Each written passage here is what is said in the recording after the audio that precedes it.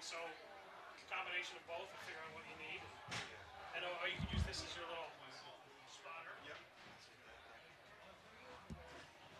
So we tape that so that right at 7 o'clock they'll run that, and then we'll go to commercial break, and then we'll be live here in the box at like around 7, 7:04, 7:05.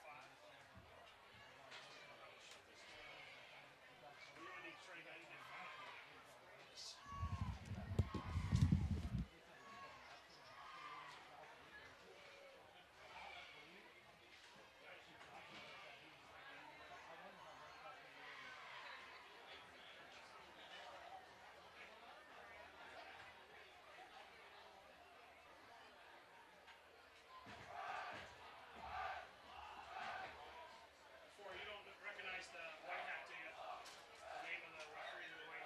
She doesn't have his name.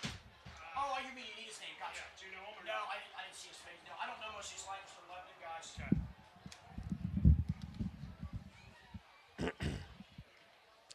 Two other guys got it really nice. Talking to them. I didn't see them like that. I like the young lady that took a picture of us. She looked like a nice, sweet girl. Yeah, she works with you at Central. Huge car accident. Oh, Jesus. And her husband is bad shape. Oh, wow. His one eye is really wow. But his attitude's great. Yeah, I haven't seen her since that happened. And she's real close with Joe Heath, Susquehanna Township. Her grandson is number 8 for like 2-year injury or something. She has a grandson? How old is she? She looked good. Yeah, she for her age.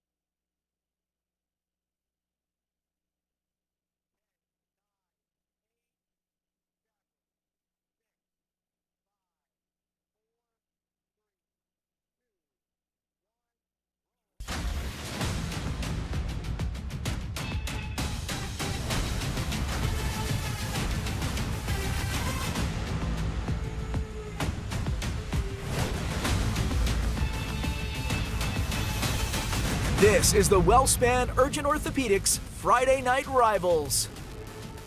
Season number 10 of Friday Night Rivals. Football is back in Pennsylvania. Tonight from Denver at Eagle Stadium, a Lancaster-Lebanon League crossover matchup.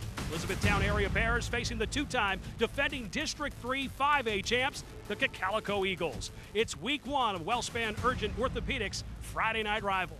Hi again, everybody. Great to see you for another season. I'm Phil Shader alongside Ford Chapman tonight in 4. Two different styles of play. Cocalico runs it, and E-Town wants to spread you out. But when E-Town does run the football, Brady Moran is the guy to carry the rock. He's going to be the clutch guy to get some big yardage on the ground, to have a multiple, diverse attack for the Bears.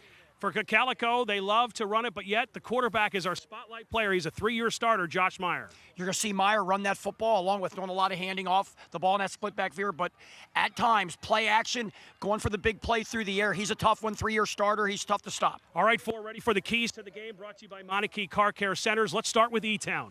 E-Town has got to somehow get that Cocalico offense in 2nd and 3rd and long. It's not easy to do. Cocalico is going to grind you out.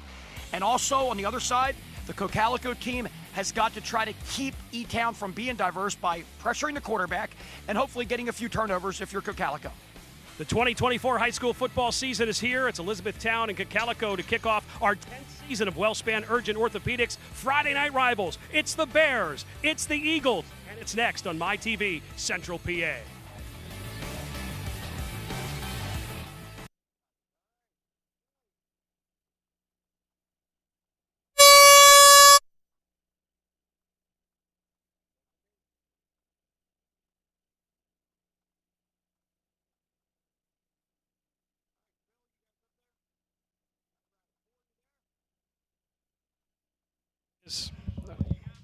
Four's got you. He's got you. Now our mics aren't hot.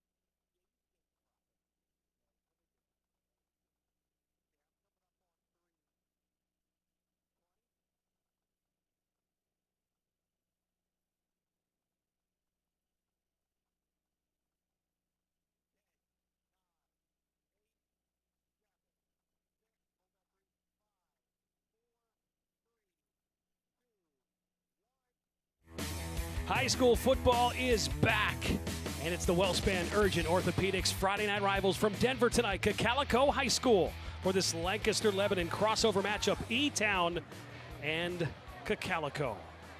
Coaches for tonight, Elizabethtown. Keith Stokes in his third season, 10-11 record. Had a great first year as head coach. Of course, Keith Stokes played at East Carolina University, professionally in the Canadian Football League, Arena Football League, Indoor Football League, even played in the French League. Keith Stokes in his third season at E-Town. On the other side, in his season, Brian Stroll, longtime took over for Dave Greenwich. His 15th season as assistant coach, and now as the head man has done an outstanding job. His fifth season as head coach. Coach Stroll's record 32-16, back-to-back District 3 5A champs for the Cocalico Eagles. And Phil, Dave Gingrich did a heck of a job at Cocalico running this program after a legendary run by Phil Kaufman. Greenwich was 130-60 in his 16 seasons. Had a district title before he left in 2019. And we're getting ready for the Good Feet Store kickoff, the opening kickoff of the 2024 season. Phil Shaner alongside Ford Chapman tonight. We are excited to have high school football back, the 10th season of Friday Night Rivals here on MyTV Central PA. E-Town in the white, they won the toss, deferred. They'll have the ball to start the second half, so they kick it off as Cocalico will have it first. From the 10-yard line, they run a reverse, and that play works. Good speed there by Epinette, and he gets all the way up to the 45-yard line on the reverse. Couldn't tell if that was a flag or not. Yes, it was, back around the 30-yard line. Most likely a block in the back on Cocalico. Braden Epinette will tell his story. Injured the last 2 years and is really looking forward to his senior season, so they wanted to get him the ball right off the bat on the reverse on the kickoff. And you said it. After a lot of struggles through injury, he's back for his senior season, number 8 for Cocalico. Holding on the kicking, on the receiving team. It's going to be a first down. For those at home, that's going to be a holding penalty on the return there. It was allegedly taking place at the 30-yard line, so it's a spot foul. So they move it 10 yards back from the 30. So from the 20-yard line, it'll be Cocalico first and 10. Here's your focal point remodeling starting lineups for this Cocalico offense, who just lit it up last year. 482 yards. They averaged 34 points a game. They rushed for 57 touchdowns a year ago. They run the football, and they run it a lot with their veer attack. Inside run gets a couple of yards. Of course, they had to reconstruct that offensive line. We'll get into that story as we go on. Let's take a look at the defense for E-Town, brought to you by Focal Point Remodeling. Starting lineups for the E-Town defense. This is a defense that struggled last year. They gave up 31 points per game.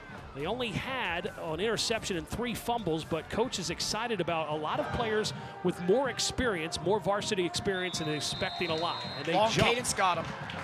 You're going to see a lot of penalties in the opening first couple of weeks with these kind of mistakes. Encroachment, defense, 5 yards, still second down. So far, just a minute or so into the game, already 2 penalties, but that's expected in week 1. And not only is it the first week of the regular season, no longer are there 2 scrimmages, which we've had for decades. The last few years, it's just 1 scrimmage, and then the second week is your football season, starting your game. And you're going to see a lot of that. You're right, Phil. Cocalico, they scrimmaged Waya missing, and Elizabethtown scrimmaged Penn Manor last week, just the 1 scrimmage. Meyer has the first down, and that's good enough for the 1-800-GOT-JUNK first down run for Meyer to move the sticks up to the 34-yard line. That was an unbalanced line to the right. The tight end lined up ineligible to the right side with the split end, and they just did a little quarterback hesitation, keeper to that unbalanced side. Meyer last year, 120 yards rushing, with 12 rushing touchdowns for the 3-year starter at quarterback. Handoff to Horning, the fullback, and he gets just shy of the 40-yard line to the 39. Now, Cocalico likes to use the fullback in their veer attack. Of course, and you're going to see eventually that quarterback's going to put it in that fullback's belly, and he's going to pull it out, and he's going to run the option. That time it would have been with the motion man to the slot, loose slot side. One thing about Horning, his vision improved. Started some games last year in the playoffs with Steffi's injury, and he really kept getting better and better each week. Right up the middle again, and another chunk run for 11 yards, and another 1-800-GOT-JUNK first down run. That's the first time we saw that formation in this initial series. It was a double tight, double wing set, 1 back, and they ran you see there in the replay, they ran basically what it was a wing T belly, a belly play, reverse handoff to the fullback over the guard tackle gap to the right. Nice gain. So Horning gets back-to-back carries and gets the first down. A first down for Cocalico. Opening drive of the 2024 season for the 2-time defending District 3 5A champs. First time we saw this formation, Phil. Double slot. Means no tight end in the game. Looks like Meyer's going to run it. He is. Makes a man miss, gets across midfield, still on his feet. Down the sidelines he goes, and finally gets knocked out of bounds at the 36-yard line. Josh Meyer, the senior quarterback with a whole lot of experience. They have so much trust in this quarterback. Phil, we talked about it in the pregame. Meyer's a 3-year starter, and as we saw right there, he's not easy to be taken down. You got to wrap him up and drive your feet. Keep your head up, wrap, drive your feet, get him to the ground because he broke that first tackle. 6th play of the drive coming up for the Eagles. They have it 1st and 10 on the 37-yard line. So 2 runs by Horning, and then Meyer, the quarterback, kept it for that last run. That was a called bootleg keep on that last play. Up the middle goes Horning again. Last year, Horning, 149 carries, 770 yards rushing, and 11 touchdowns. We're going to see a lot of Horning this year using the fullback. Kaufman made the stop for E-Town. Gain of 6, 2nd and 4 coming up. That was a read. Quarterback had the read, either give it or keep it, it looked like, on that fullback handoff, and the run was there for the hand, the give, and he gave it to a really nice-looking fullback there for Cocalico. 2nd and 4 from the 30, 9 minutes to go, first quarter. The Eagles' opening drive. Man in motion is Epinette, and Meyer will keep it. Right side, not much there. E-Town does a better job, only about a 2.5-yard gain that time by the quarterback. E-Town defensively, Phil, they're lining up in a 4-man front with 4 linebackers. Looks like they're playing zone behind it with a 3-deep secondary so far. I'm anxious to see if they're going to mix it up a little bit, maybe get a 5-man front from time to time. See how much you got to be careful blitzing your backers. If you blitz these linebackers and they overrun the ball carrier, it could be pay dirt for the Eagles. 3rd and a long 2 for the Eagles from the 29-yard line in E-Town territory. They just stemmed to a 5-man front right there. Give it to Horning, and he powers his way for a first down. Another 1-800-GOT-JUNK first down. Horning with the big run so far in this opening drive. We talked about in the pregame, Phil, about E-Town getting Cocalico off the down and distance that they like, and there's a situation when Cocalico's 3rd and 3, they love that. And even if they don't get it, they know they're going for it on 4th down. So they had 2 downs to pick up 3, basically, and they got it on 3rd down. The 9th play of the drive, they've all been runs. 1st and 10 for the Eagles from the E-Town 24. 8 minutes to go, first quarter. One thing Cocalico also likes to do is they like to keep the ball and run that clock. The pitch to Epinette. Epinette running right side. He has speed. Epinette makes a man miss inside the 10-yard line. Down to the 9 for Epinette. And Kiter made the stop for E-Town. Nice run by the senior.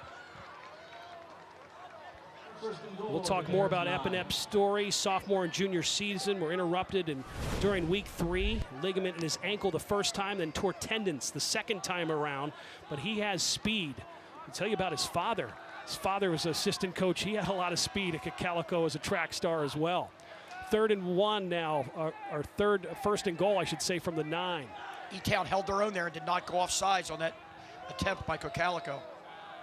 Ball on the 9-yard line, 1st and goal, handoff, powering their way short of the 5-yard line, so the E-Town defense stacking up Horning on that run.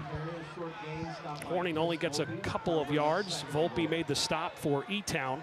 Good job by the Bears to swarm on the blue jerseys of the Eagles. Yeah, Jason Rife was in there as well on that tackle. So the Eagles on a long opening drive, all on the ground. They have it with a 2nd and goal from the 5-yard line. They scored 482 points a year ago, looking for their first points of 2024. 2 men in the backfield this time. Horning gets it, works his way towards the goal line. He's in from 5 yards out. Horning with the touchdown. He had 11 rushing touchdowns last year. He is the first of the 2024 season, and the Eagles are on the board. And that is your Faulkner Honda touchdown. Take another look. Just a fullback give to the right, to the power side, and it's the first time they ran a play with 2 backs lined up in the backfield without motioning the 2 backs. Horning, the 5-yard touchdown. Your Faulkner Honda touchdown. Here you see it, Phil. A guy missing on the PAT team. Little things that happen in week 1.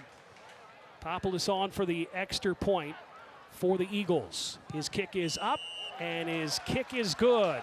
A long drive for the Eagles on the ground, of course. Ends with a Horning 5-yard touchdown, and the Eagles, they have a 7-0 lead on opening night of Wellspan Urgent Orthopedics Friday Night Rivals.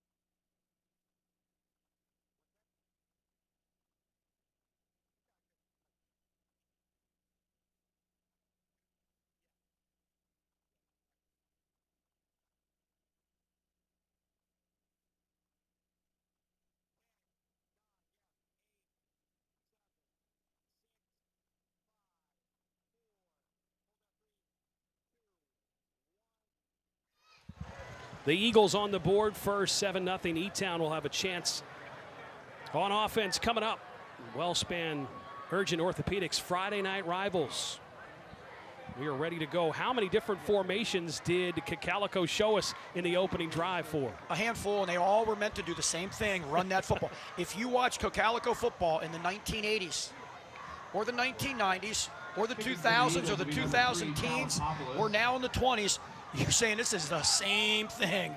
And when you have a formula that works for that many decades, it's power football. It's we're going to run the ball until you stop us.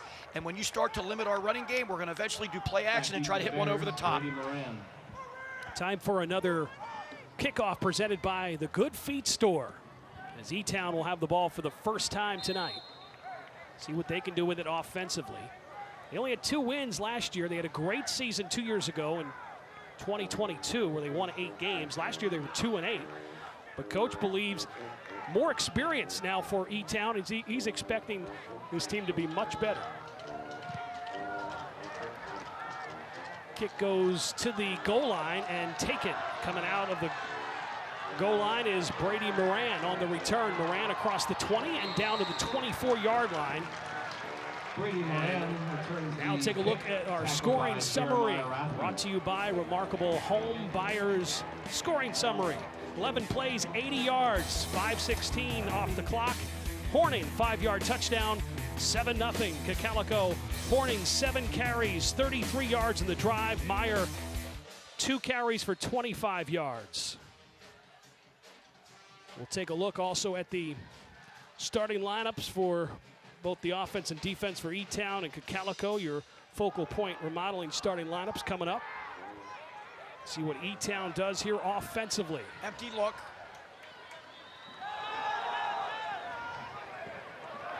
Running the football around the end goes Cintron. And let's take a look at the E-Town offense, who did struggle a year ago. Not a lot of points, but they lost 16 grads from the 8-3 team from 2022. 8 were all-stars. So the offense did struggle a year ago, but they have players that have a lot of varsity experience. And there's your E-Town offense, brought to you by Focal Point Remodeling. So after a gain of 7, a 2nd and 3 after Cintron's run. Handoff is Moran. Moran still on his feet. What a great second effort to get across the 40 down to the 41-yard line, and that's good enough for a 1-800-got-jump first down. Let's take a look at defensive starters for Cocalico, brought to you by Focal Point Remodeling. And they defensively last year only gave up 178 points, just about 12 points per game average. They had 126 tackles for a loss last year and 29 sacks a year ago. The defense was very good. They had 3 shutouts in their first 5 games of the season a year ago. So a 3rd and 1 now with 5:50 to go first quarter. E-Town trying to match the Cocalico score. 1st and 10. Handoff, Moran not much there, and he's stacked up back at the 40-yard line. He'll lose a yard, so 2nd and 11 on the way. There's your first loss for the Cocalico 2024 after getting a boatload of them last year. Very nice defense for the 4-man front. 4 linebackers, 3 deep secondary, similar to what we saw from E-Town in the first possession. McCardle, big number 70 last year. He had 2 sacks, 10 tackles, 4 tackles for a loss for the junior. 3 receivers to the wide side here for Elizabethtown. First time they've shown that. 2nd and 11 from the 40 for E-Town. They played 2 quarterbacks last year, going with Kaufman as the starter tonight. Fires and incomplete at midfield. The ball was thrown in the dirt. Had him open. I said the first time they showed the trips open set, they did show 3 receivers on the first play of the game to the left, and then they brought one back in for a little jet sweep. That ball just got away from him somehow because he had his man open right there on the curl route angle. Trent Kaufman, the quarterback, the junior last year, 64 of 142 attempts for 873 yards. He threw 4 touchdowns, but he was picked off 7 times. He split time with Huber, the other quarterback, who threw it 99 times, who had 3 touchdowns and 6 interceptions. Kaufman will run. He's got it. Down the field he goes, across midfield into Eagle territory, and he has enough for the first down. The 1-800-got-junk first down run by the quarterback, Kaufman, who runs for 9 yards in the first. Horning made the stop. When you have 4 receivers on patterns in the secondary, it forces those linebackers to get some depth. If you can, as a quarterback, alleviate the rush of the front 4, you can usually get some nice yardage, and that's what he did there. Nice play by Kaufman. That was a big, big 3rd down for E-Town to get that first down and keep the ball. So 1st and 10. The Bears working in Eagles territory from the 47-yard line. Cocalico drove down the field 80 yards and scored the first touchdown. Oh, delay. what can you do to get your team ready? It always seems, no matter what, in week Dead one. ball. Delay a game on the offense. 5 yards, still first down. As a coach, what can you do to prevent all these first week, second week penalties? You mentioned it before already. They only have that one scrimmage. Try to create, as this play has 1st and 15 on, try to create game time situations in practice. Play action. They get the ball with the completion, and Capello running close to the original line of scrimmage. Capello with the catch. I'm sorry, that last year he had 17 catches, 174 yards. Here you see the replay. It's just a quick play action. It's a bubble to the second receiver. Nice block downfield. What a hit by Meyer. That guy goes two-way, doesn't he? Yeah, quarterback he playing defense. You gotta love it. I'll tell you, Meyer didn't play a lot of secondary because he was the quarterback. But this year they said, hey, Josh Meyer, you're a senior. This is your senior year. We're going to need you to play both quarterback and in the secondary. And he's playing a lot of that little outside linebacker, really. Second and long for E-Town. Plenty of time to throw the football for Kaufman, and now he's sacked. Too much time, and they get into the backfield, coming up with the big sack. 48. For Cocalico getting into that backfield. Last year they had 28.5 sacks, and they get their first sack of this season. Brandon Waddell, the senior D lineman, for a big sack. Waddell gets him. There he is, 48. The senior for the Eagles comes up with the first sack of the 2024 season after 28.5 sacks a year ago. Last year they opened the season at Cocalico with a loss to Warwick, and then they won the rest of their games all the way to the semifinals in the state and lost to Peters Township. Heartbreaker to Peters Township, yeah. Got held in the goal line late in the game. Kaufman fires the midfield, and the ball is dropped. Had an open receiver in and out of the hands of Conte, and a 4th down coming up. Conte was wide open. Yes, he was. You just got to avoid getting those big losses. Put yourself in a 3rd and 20 situation if you're Elizabethtown. Tell you what, their coach, Keith Stokes, was a heck of a player at East Carolina. Led the Conference USA with 1,400 all-purpose yards.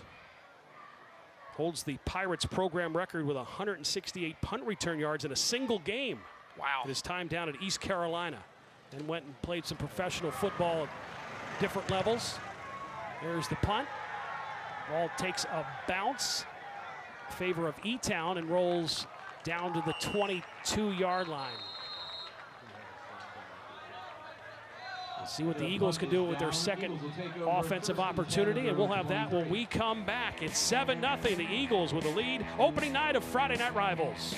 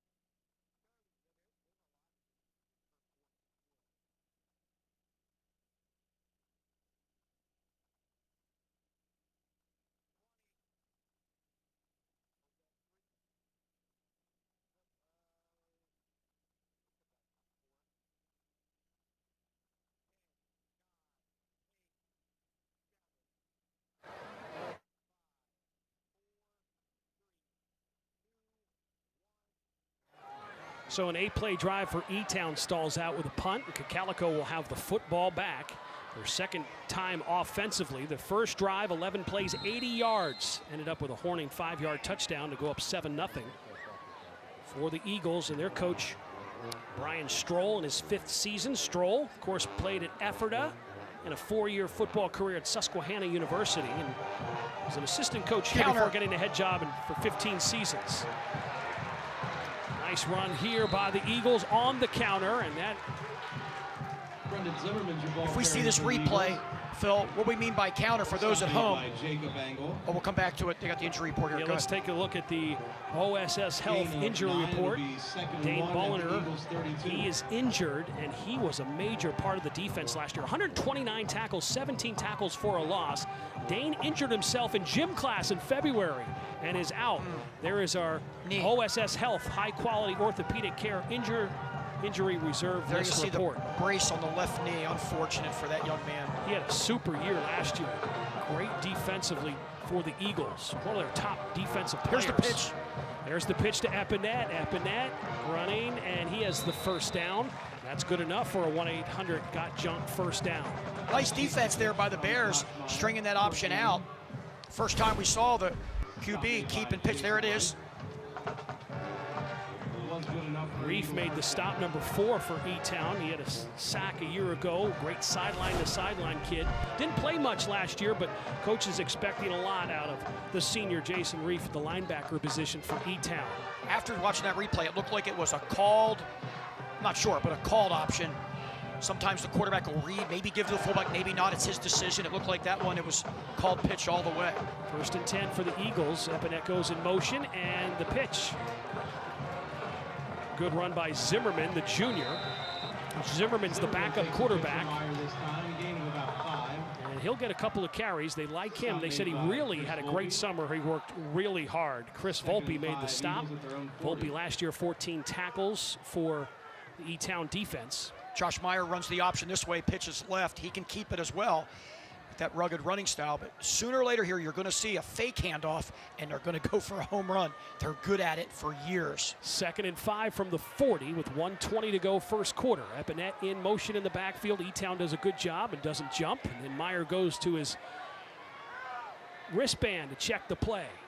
The 3-year starting quarterback always seems to get him in the right position. Zimmerman here it in is, motion. Told you, here it is. And Meyer to throw for the first Touchdown. time. It's Epinette, and he is wide open. You called it for touchdown. 60-yard touchdown pass. Meyer to Epinette. They don't throw it much, but when they do, big plays. You better believe it. And if you'll see it here on the replay, if you're a defensive back, you can't bite on that little pump fake of a pitch. You got to stay back and read your keys. And always stay in your back pedal as a defensive back until you know it's a run. They lull you to sleep. They did it in the 90s. They do it still to this day. It doesn't matter who's coaching. Dave Gingrich, Phil Kaufman, and now we have Brian Stroll, doing the same thing. That's your Faulkner Honda touchdown. Welcome back to the end zone for Braden Epinette. The other side of that 60-yard catch from Meyer. Snap. Bad snap, and let's see if the Eagles can get 2. They cannot. So a bad snap leads to a missed extra point. But Cocalico gets 60-yard touchdown. Meyer, who only had 4 touchdown passes a year ago, has his first of this season. Here's a good look at Josh Meyer, well-deserved water. Time for our Scholar Athlete, brought to you by Schollenberger Januzzi Wolf LLP. Austin Reeser from Elizabethtown, basketball and baseball, and also outstanding job in the classroom. And how about the kid that just threw the touchdown pass? The other Scholar Athlete from Schollenberger Januzzi Wolf LLP is Josh Meyer.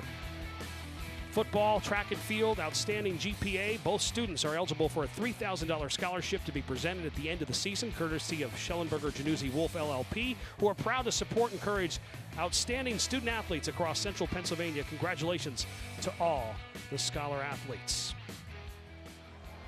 So that drive was a short one. And it was set up. That pitch to Zimmerman, everybody kind of bid on that, and sure did. And coming out of the backfield was Epinette. And Epinette last year had a kickoff return for a touchdown, had 32 carries, 262 yards, and then of course the injury. So he only got through week 3, just like his sophomore year a year ago. But he has so much speed. He's the son of Corey, who's part of the Cocalico coaching staff, and Corey was quick, one of the top sprinters in the Lancaster-Lebanon League in the late 90s. Corey held the school record in the 100-meter for decades till Kyle Fisher broke it. Corey ran a 10.7, Fisher ran a 10.6. Now, Braden's best is 10.8. He wants to put his family name back on the top of the charts if he can do it in the spring. There it is. So we'll see if Epinette can do that. If he It's stays nice to healthy. see football players running track. There used to be a ton of them did it back in the day, and a lot of specialization in high school sports nowadays. I don't like seeing it personally. I like to see these guys playing other sports, still working on your craft, get in the weight room, doing the things you got to do to get bigger, faster, and stronger, but you can also do so while you're running track, playing basketball, wrestling, playing baseball, whatever it is. Under a minute to go in our first quarter, and here's another Good Feet Store kickoff with Cocalico up 13-0. Offsides on Cocalico, it looks like, which is an automatic dead ball in high school, and they're going to back it up 5. For your thoughts on the new NFL kickoff.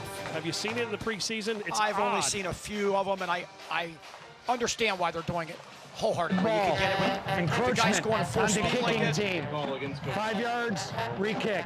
However, the one thing it does take away is the surprise of the onside kick. Right. If you can still onside kick, but you got to let them know in advance, etc. So I understand the high-speed collisions that take place at that highest level of football. I'm interested to see if it ever goes to college level. I don't know if it's ever going to take place at the high school level. I'm unsure of it yet. I got to see more of it to answer your question, Phil. Definitely looks odd the way they're lined up. It sure does. It sure does. So we'll try it again after the penalty. Good Feet Store kickoff. Here in the opening night, season number 10 of Wellspan Urgent Orthopedics Friday Night Rivals here on MyTV Central PA. Glad you're with us tonight.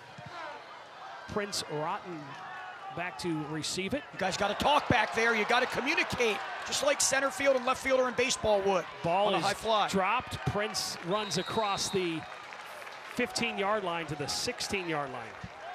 Here's an example, Phil. You got to practice that. You got to rep that. Let's take a look at a remarkable home scoring recap. 60-yard touchdown, Myers to Epinette. 4-play, 78-yard drive. Took 1:41 off the clock. The extra point was missed, and it's 13-0 Cocalico. And you only have so much time with practice, but at the same time, you got to emulate game situations, and one is kicking the ball in between 2 deep returners. They got to know to communicate. E-Town with it 1st and 10 from their own 17-yard line. Kaufman, the quarterback, out of the shotgun. Counter.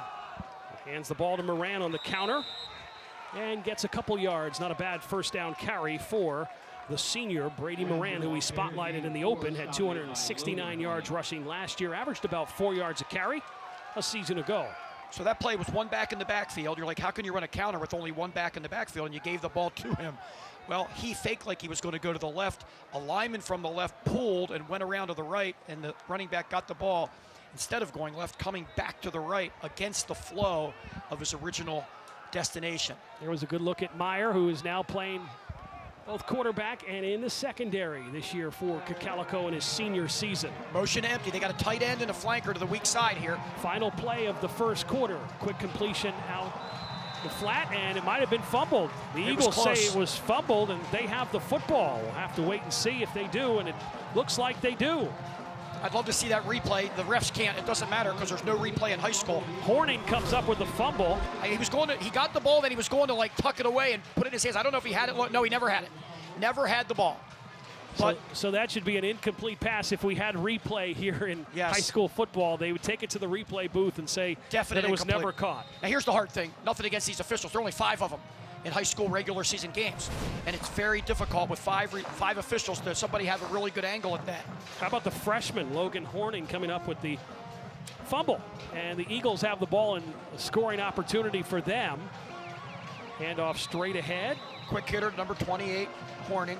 Horning gets the carry as they are working inside the Keystone Fireplace red zone. And we are through 1 quarter. The Eagles in scoring position to add to their 13-0 lead. It's Friday Night Rivals.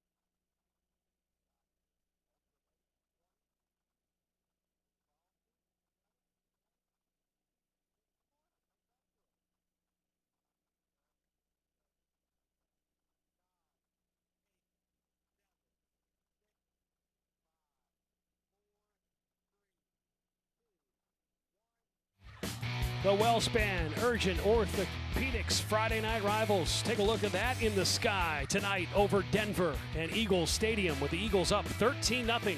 We're about to start the second quarter. Big crowd on hand.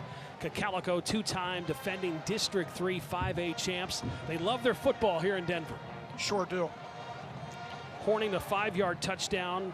Meyer a 60-yard touchdown pass to Epinette. That's the two scores for the Eagles, and they're looking to get another one on the board here.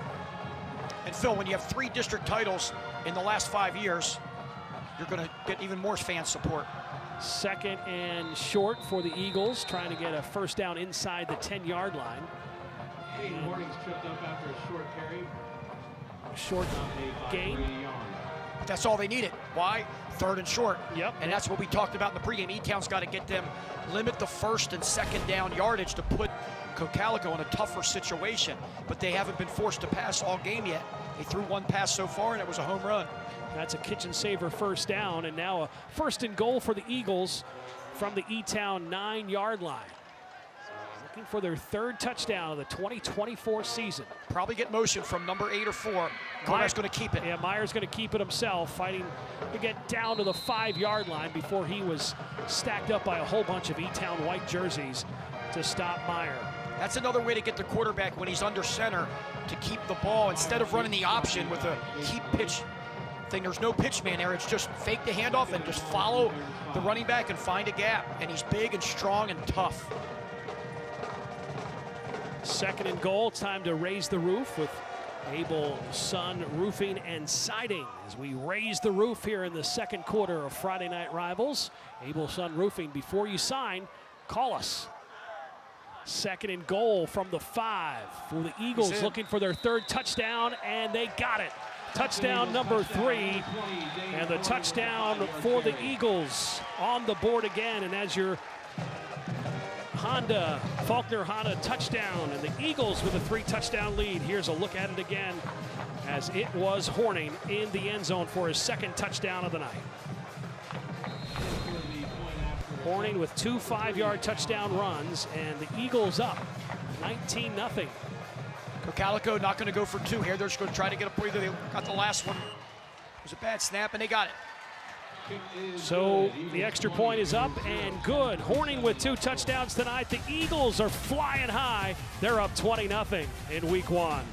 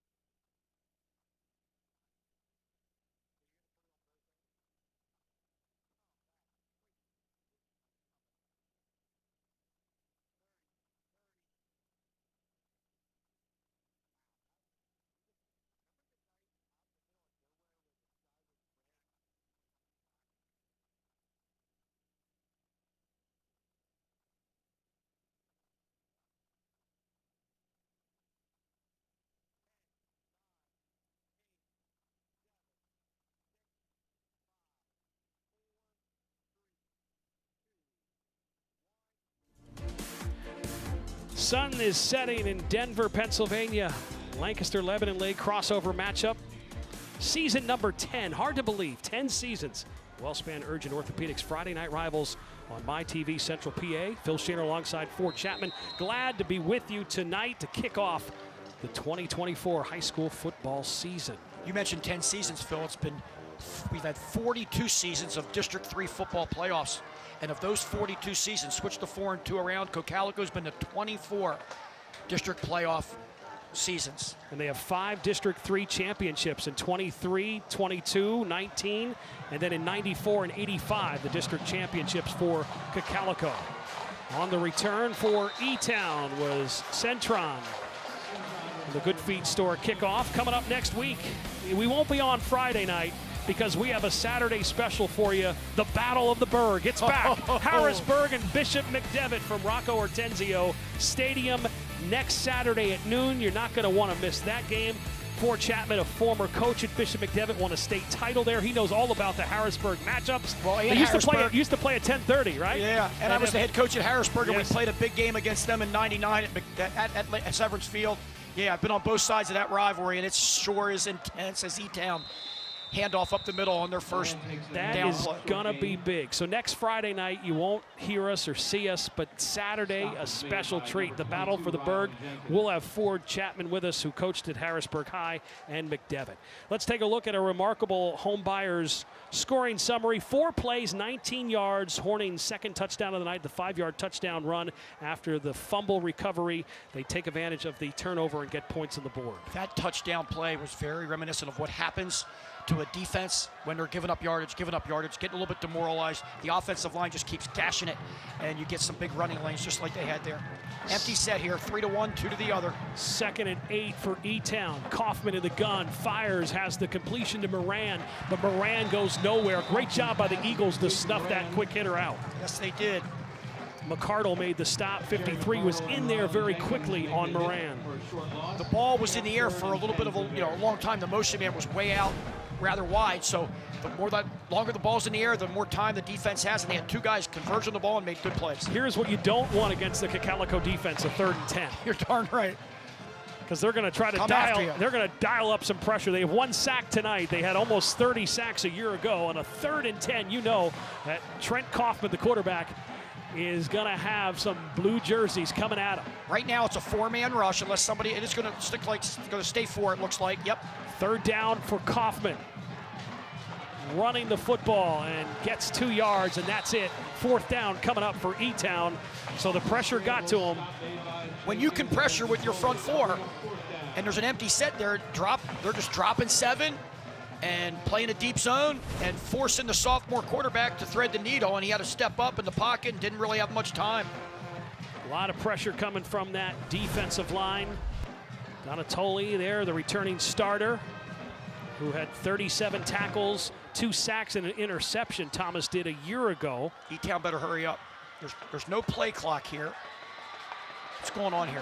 4th down. Looks like they're going for it, or it's going to be a quick kick. It's got to be a quick kick. Yeah, Huber's in at quarterback. Oh, he's going for it. Huber's the backup quarterback against Split last year with Kaufman, so the first time we've seen number 10, Huber at quarterback, coming in on a 4th down. They have a charge I'll tell you what happened to the offense. E-Town I think E-Town thought it was timeout. I mean, thought it was third down. Thought it was 3rd down. They called the timeout for that reason, I believe. So let's talk about.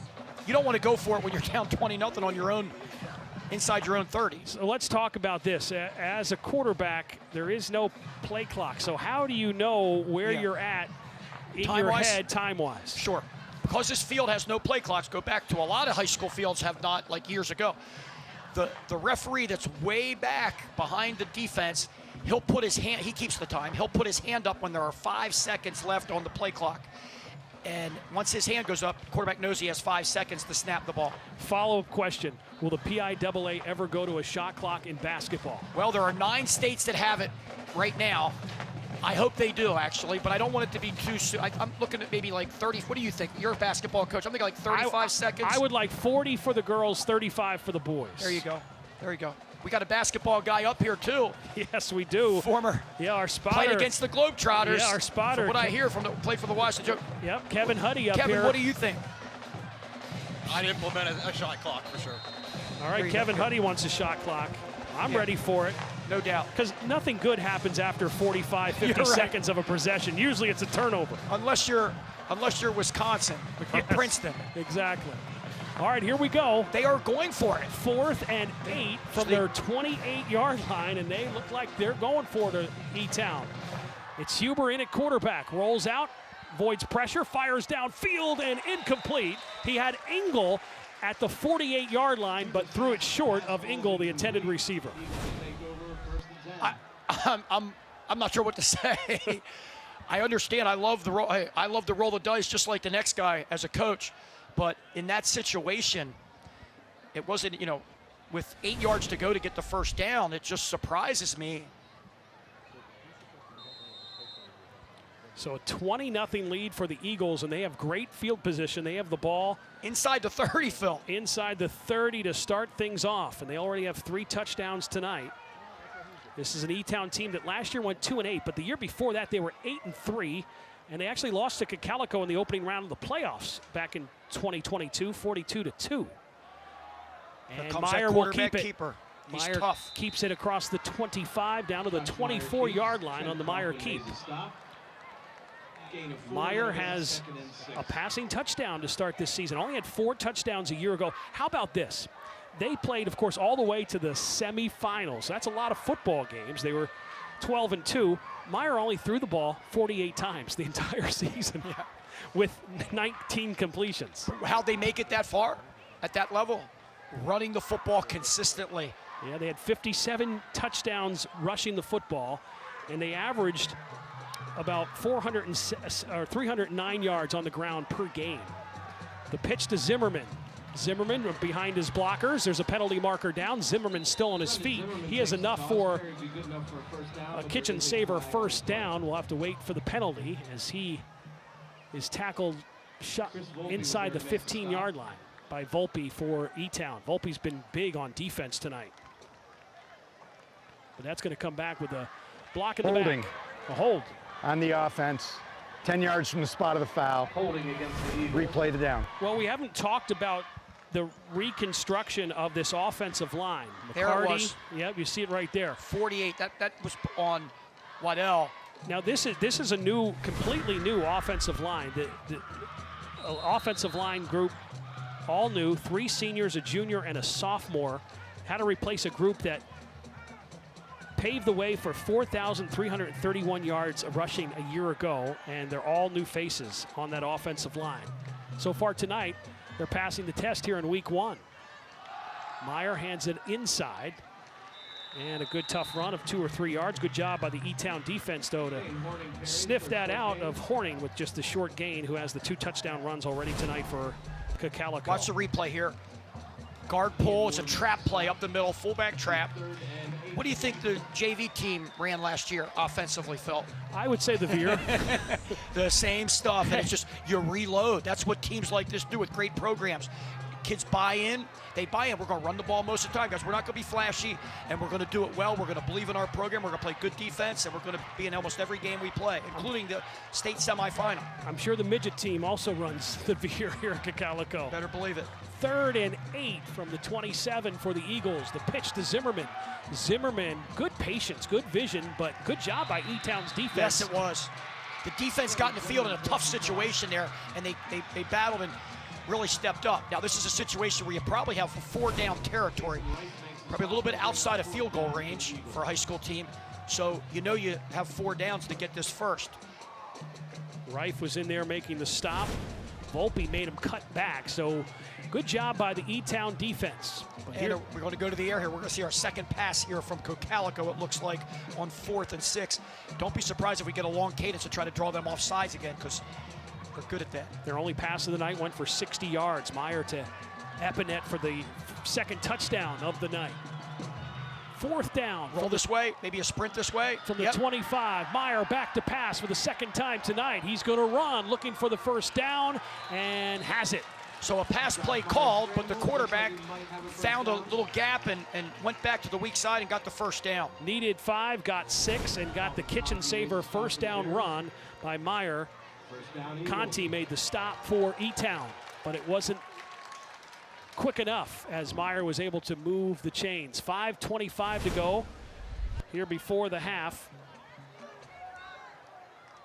Don't forget, coming up, the PSECU financial education tip, a focus on you. That's the PSECU difference.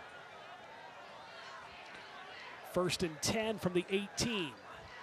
Epinette in motion. They give straight ahead to Horning, who only gets a few. Stay tuned for the Focal Point Remodeling Halftime Report, highlights and stats from the first half, also the best high school football highlights from around the country. It's all coming up on the Focal Point Remodeling Halftime Report. There you see to give the fullback on the left side.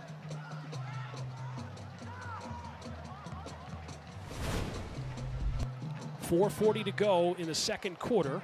Eagles with the football, looking to add to their 20-0 lead. Yeah, it wasn't a good first week for the Eagles last year. They lost to Warwick 14-7, and then they rattled off a whole bunch of wins. Didn't lose again until the final game of the season in the semifinals to Peters Township. Of course, the last game played at this field was a big one, the Class 5A district title game against Ephrata. There's a timeout on the field. We'll step aside as well. The Eagles coming back with a 2nd and 8. You're watching Friday Night Rivals.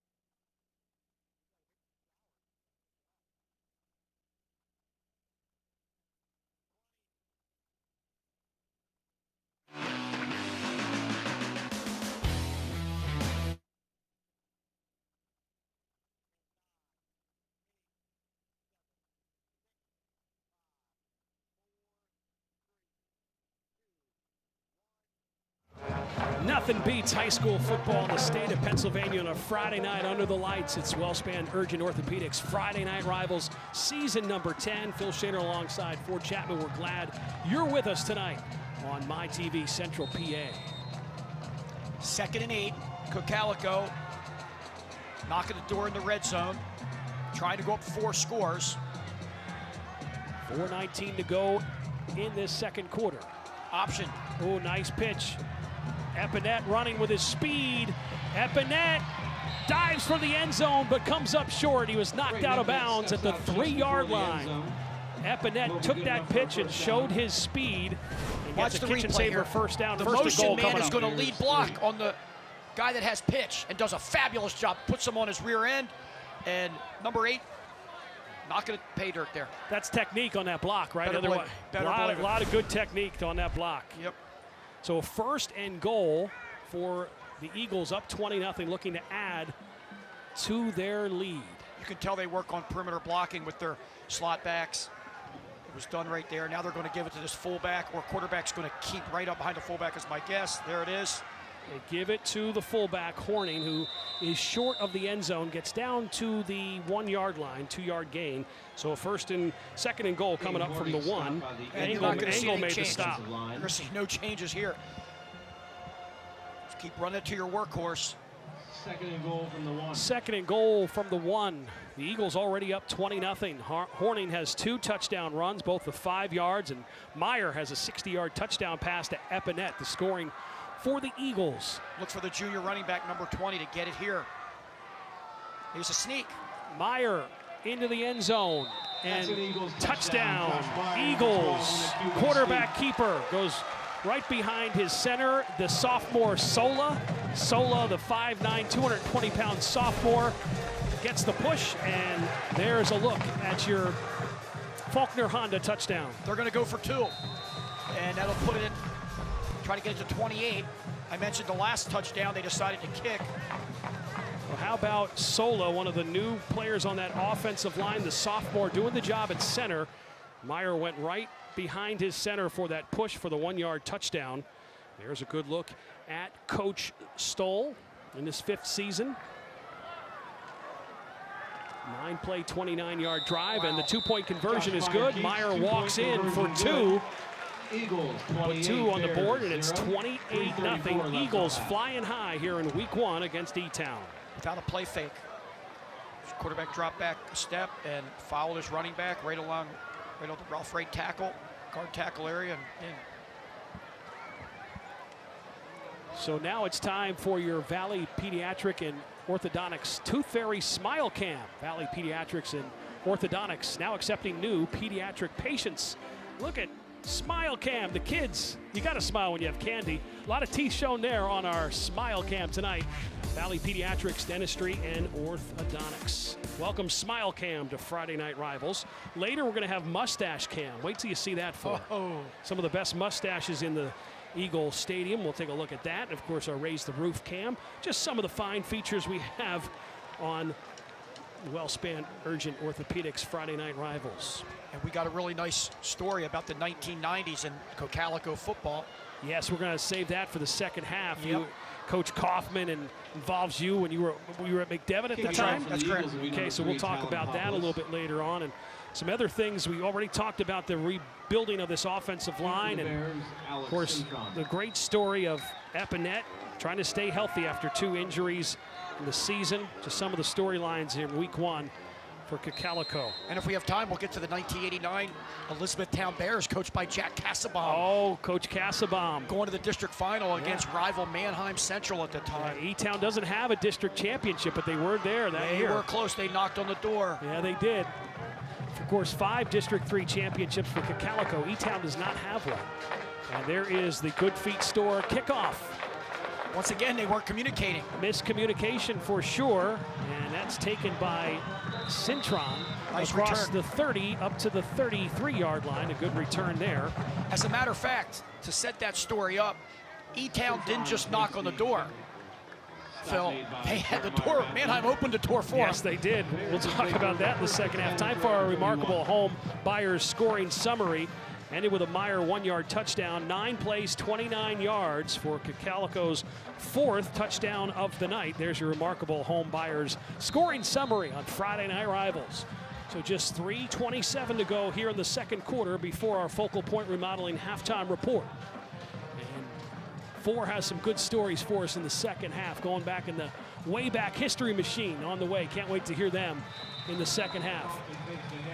Short run back to the line of scrimmage, and no gain. Horning made the stop, the linebacker who had 104 tackles a year ago.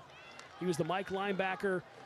As a sophomore, he played a little corner and played a little safety, but Horning has certainly found a home at the linebacker position. 104 tackles a year ago, 15 tackles for a loss, and 2.5 sacks on the defense for Cocalico. 2nd and 10 from the 31. For E-Town. Josh Meyer now playing like a sort of safety type look. Now he's bumping up, outside backer. Kaufman back in at quarterback. He's going to keep it and run the football. Goes nowhere. Tackle for a loss. E-Town is trying to find something they can hang their hat on here offensively, and they're just trying a few wrinkles to see if they can get some openings, and that one didn't work. Wydell with his 2nd tackle for a loss.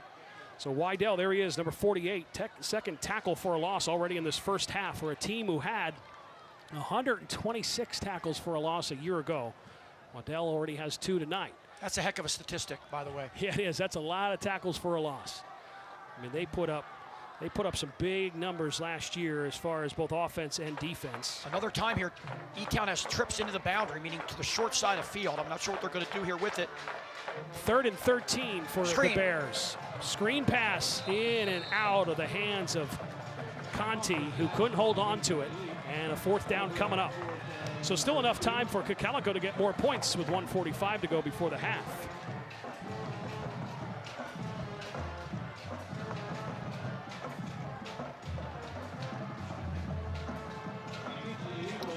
E-Town's electing to punt this time on 4th and more than 10, about 4th and 13, but last time on 4th and 8 they went for it. They shocked you last time. They did shock me. I'm still trying to say, the ball's at the same exact spot. Yeah, it is. 4th and 13 from the 28. Last time they went for it with Huber, who came into quarterback. This punt, not a good one.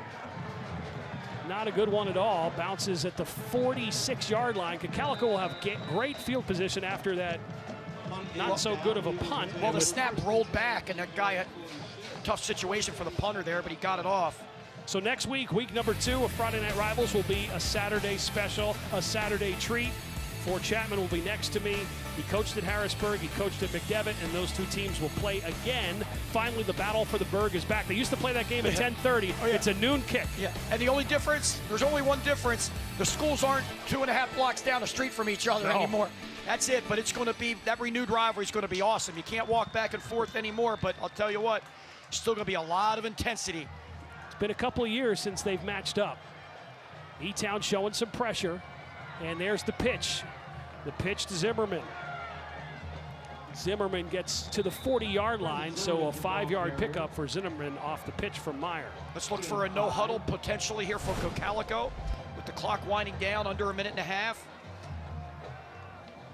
They're going to just take their time and huddle up here. They're going to have to go to the air, most likely, unless they obviously if they break a run, which I doubt they will. So if they want to get on the scoreboard here, they're going to have to air one of these out at some point, and this down to the next down. Here comes pressure. 2nd and 5, E-Town showing blitz. Here it is. Meyer to pass.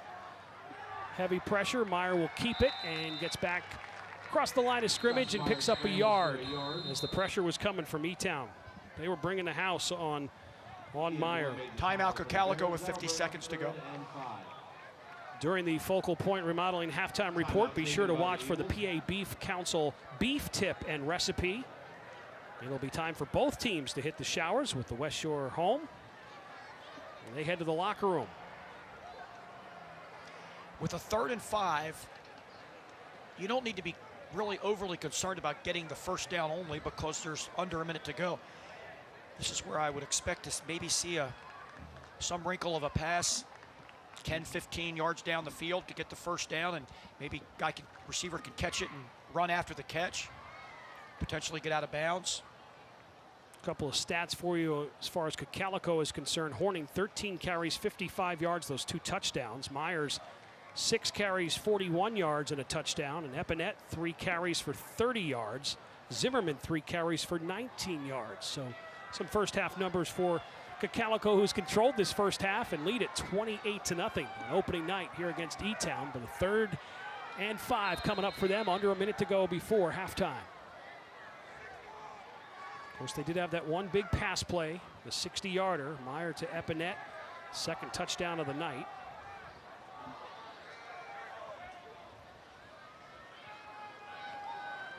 And Meyer back to pass. Number 11 took off a little too soon. The split end down here, and that's a dead ball foul. Dead ball, false start on the offense. 5 yards, still 3rd down. That's Rathman, number 11. And they were going to try to throw the some type of down the field After the 5-yard penalty, would be ball, but now it's going to bring up 3rd and 10. We'll see number 11 down here leaning. He's leaning a little bit, and most times they're going to call that. Not every official's going to call that, but it was enough to get the flag. So that backs him up. 3rd and 10 now from the 45-yard line with 48 seconds to go before the half. Cocalico looking to add to their 4-touchdown lead. That clock should go back to where it was, 50.8, because it was a dead ball foul, but they didn't reset it. Meyer fires, has the completion. Timeout Cocalico if you want it, because it's going to be 4th and short. Zimmerman catches the football, and Cocalico calls the timeout as he's short of the first down after the completion. Meyer to Zimmerman. Stop made by Ndikwe. Flag on the play. When the guy here, you see the play here. Nice poise in the pocket by the veteran. Good run after the catch there by number 4. Zimmerman. Brendan Zimmerman, Jr. Running back DB. Yeah, also the backup quarterback is Zimmerman. Oh, we got a hold. Ooh. That's going to replay 3rd down. What I was saying a moment ago. Be 3rd and very long for the Eagles from when there's a penalty. When there's a penalty, that's on the left tackle there, the hold. But when there's a penalty and the play's not run, you got to put the time back on the clock. They didn't do that. First game for the people in the press box and the officials as well, Phil. Yep. Nick McCarty flagged for the penalty, the left tackle for that reconstructed, brand new offensive line for Cocalico. So now 3rd and 20 from their own 45-yard line after the penalties and 38 seconds on the clock. Epinette goes in motion, and they get the pitch to Epinette around the corner. He has a lot of speed. Epinette running into E-Town territory and knocked out of bounds at the 45-yard line. Nobody set the edge for that E-Town defense, but it was 3rd and long, and it's going to be another hold against Cocalico. What do you think Epinette's 40-yard time is? Just guess.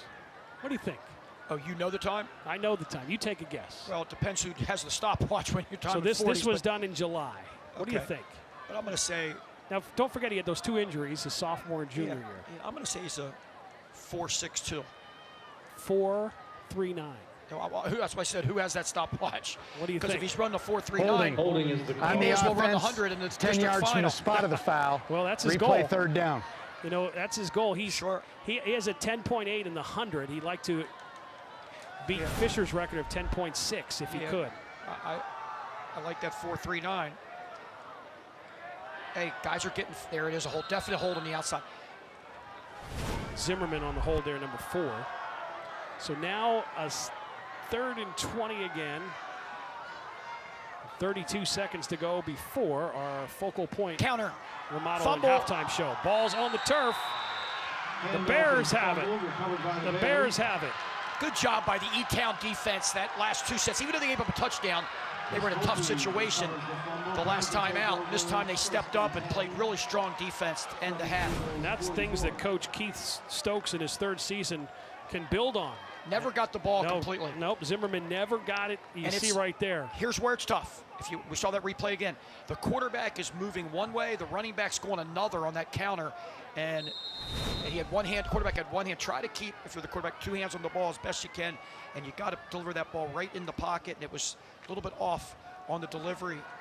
So something to build on with that E-Town defense coming up and getting the fumble. So 2 turnovers tonight in the first half, one by E-Town and one by Cocalico. Here comes a deep ball. See what Kaufman can do, rolling out to his right, looks to fire downfield and has the completion. Good strong throw and a great catch, and up to the 25-yard line, a kitchen saver first down. As E-Town is trying to move, watch the hit that the junior quarterback takes. Spike it immediately or timeout, one of the two. The catch by Cintron, number 5, the senior who had 33 catches a year ago for 220 yards and a touchdown, comes up with that big catch and a kitchen saver first down, and E-Town's going to take a timeout with 20 seconds to go. Great job of the E-Town quarterback to stay in the pocket there, knowing he's going to get hit and deliver the ball right on the money. Talking to Coach Stokes this week, one thing he said, you can't cheat the game. Success, he says, happens when you put in the work, and he believed that his E-Town Bears put in the work. He said this senior class, they were sophomores when they had all that success his first year, and then suffered through a 2-8 year last year. He said, you know what? They realized that their off season wasn't as good the season before that 2-8 season, and now they know, that this game of football does not, you can't cheat the game. If you don't put the work in, you're not going to have the success. And you can tell these kids are really giving a lot of effort because they didn't lay down on that last possession. And I almost guarantee they're going to go in the locker room and Coach Stokes goes say, hey, that one touchdown's on me. We went for it on 4th down from our own 28-yard line. You guys battled, keep it up, let's go. Let's get a good second half here and keep battling. We have a whole season ahead of us. Empty set. First and 10 from the 44.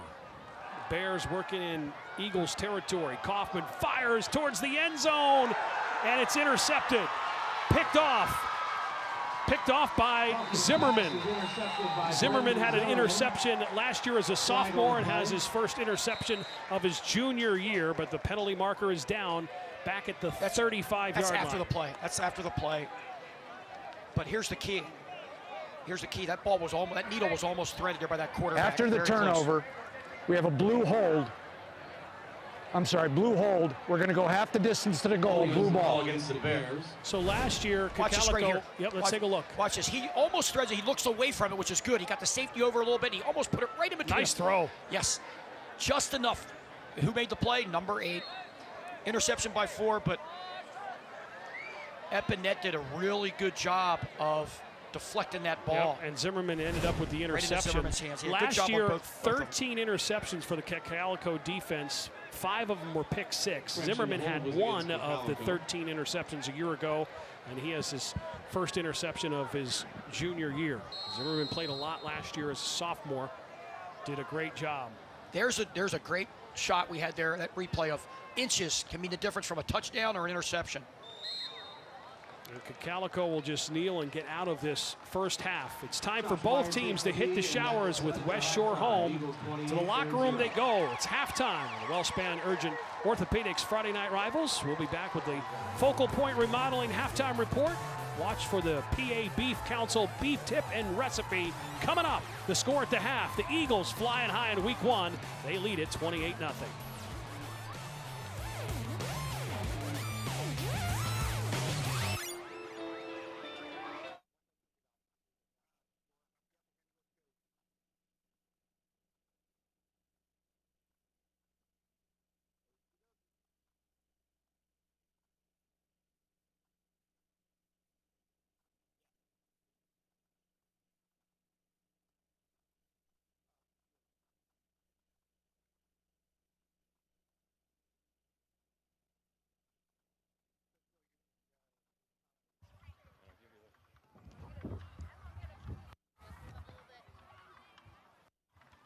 coming, so. I got you.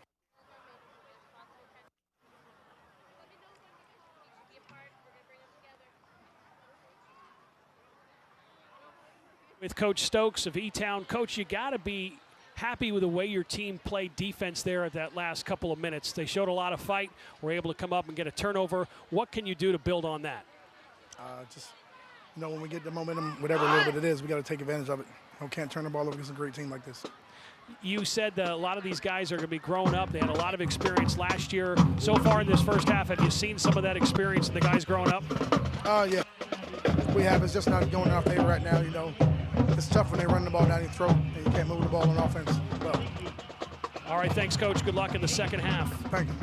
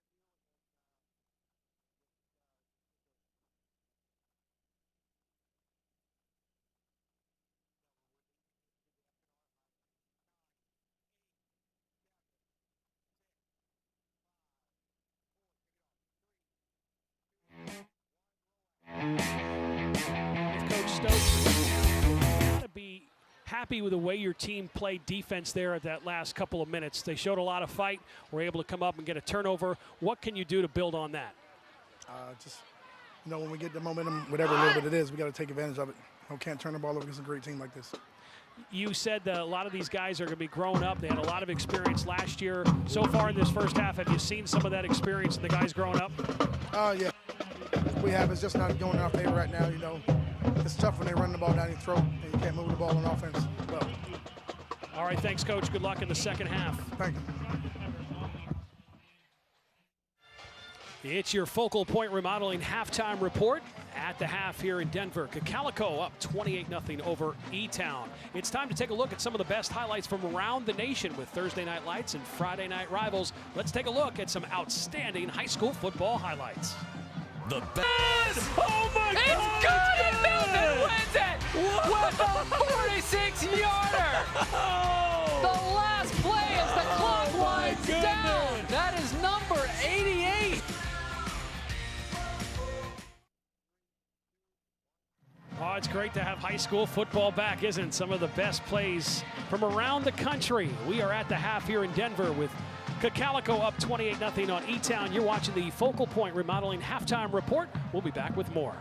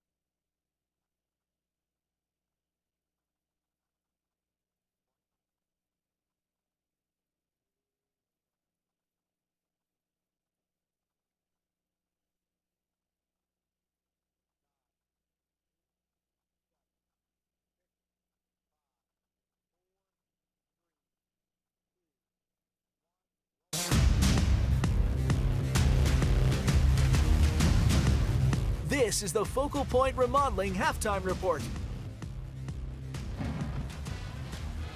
Elizabethtown marching band on the field here at Eagle Stadium. Denver, Cocalico High School. Cocalico up 28-0 here in the first half. Let's take a look at our first half highlights. It was an impressive opening drive by Cocalico. They did not mess around. 11 plays, 80 yards. Horning in from 5 yards out. It was 7-0. And then the only major pass play for them, Meyer to Epinette, 60-yard touchdown, a 4-play drive. It was 13-0 after the missed extra point. Turnover coming here, E-Town. Ball is on the turf, picked up by Cocalico, and they made them pay just 4 plays later. Horning with his second touchdown run of the night, 5-yard touchdown after the fumble, and it was 20-0 Cocalico.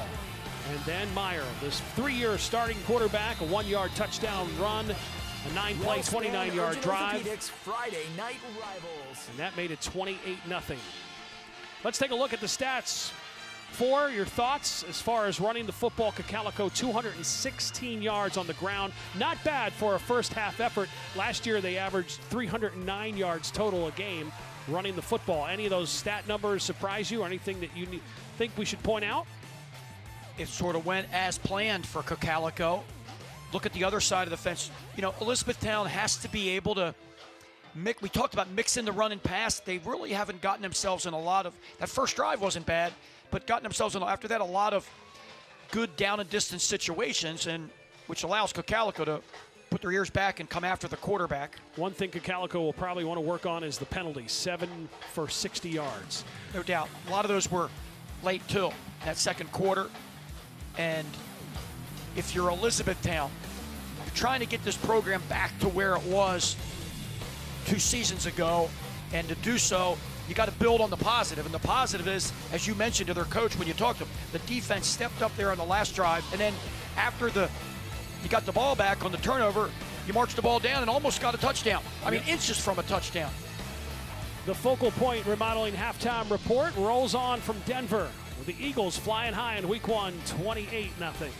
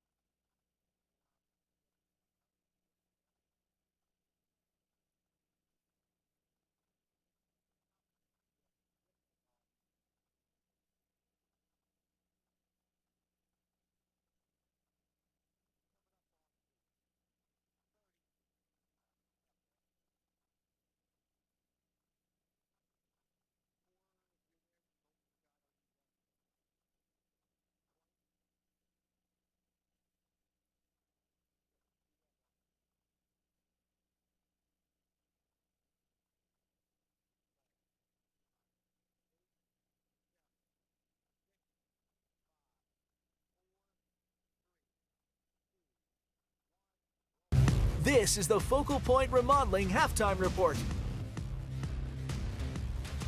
Cocalico with a 28-0 lead over E-Town here in Week 1.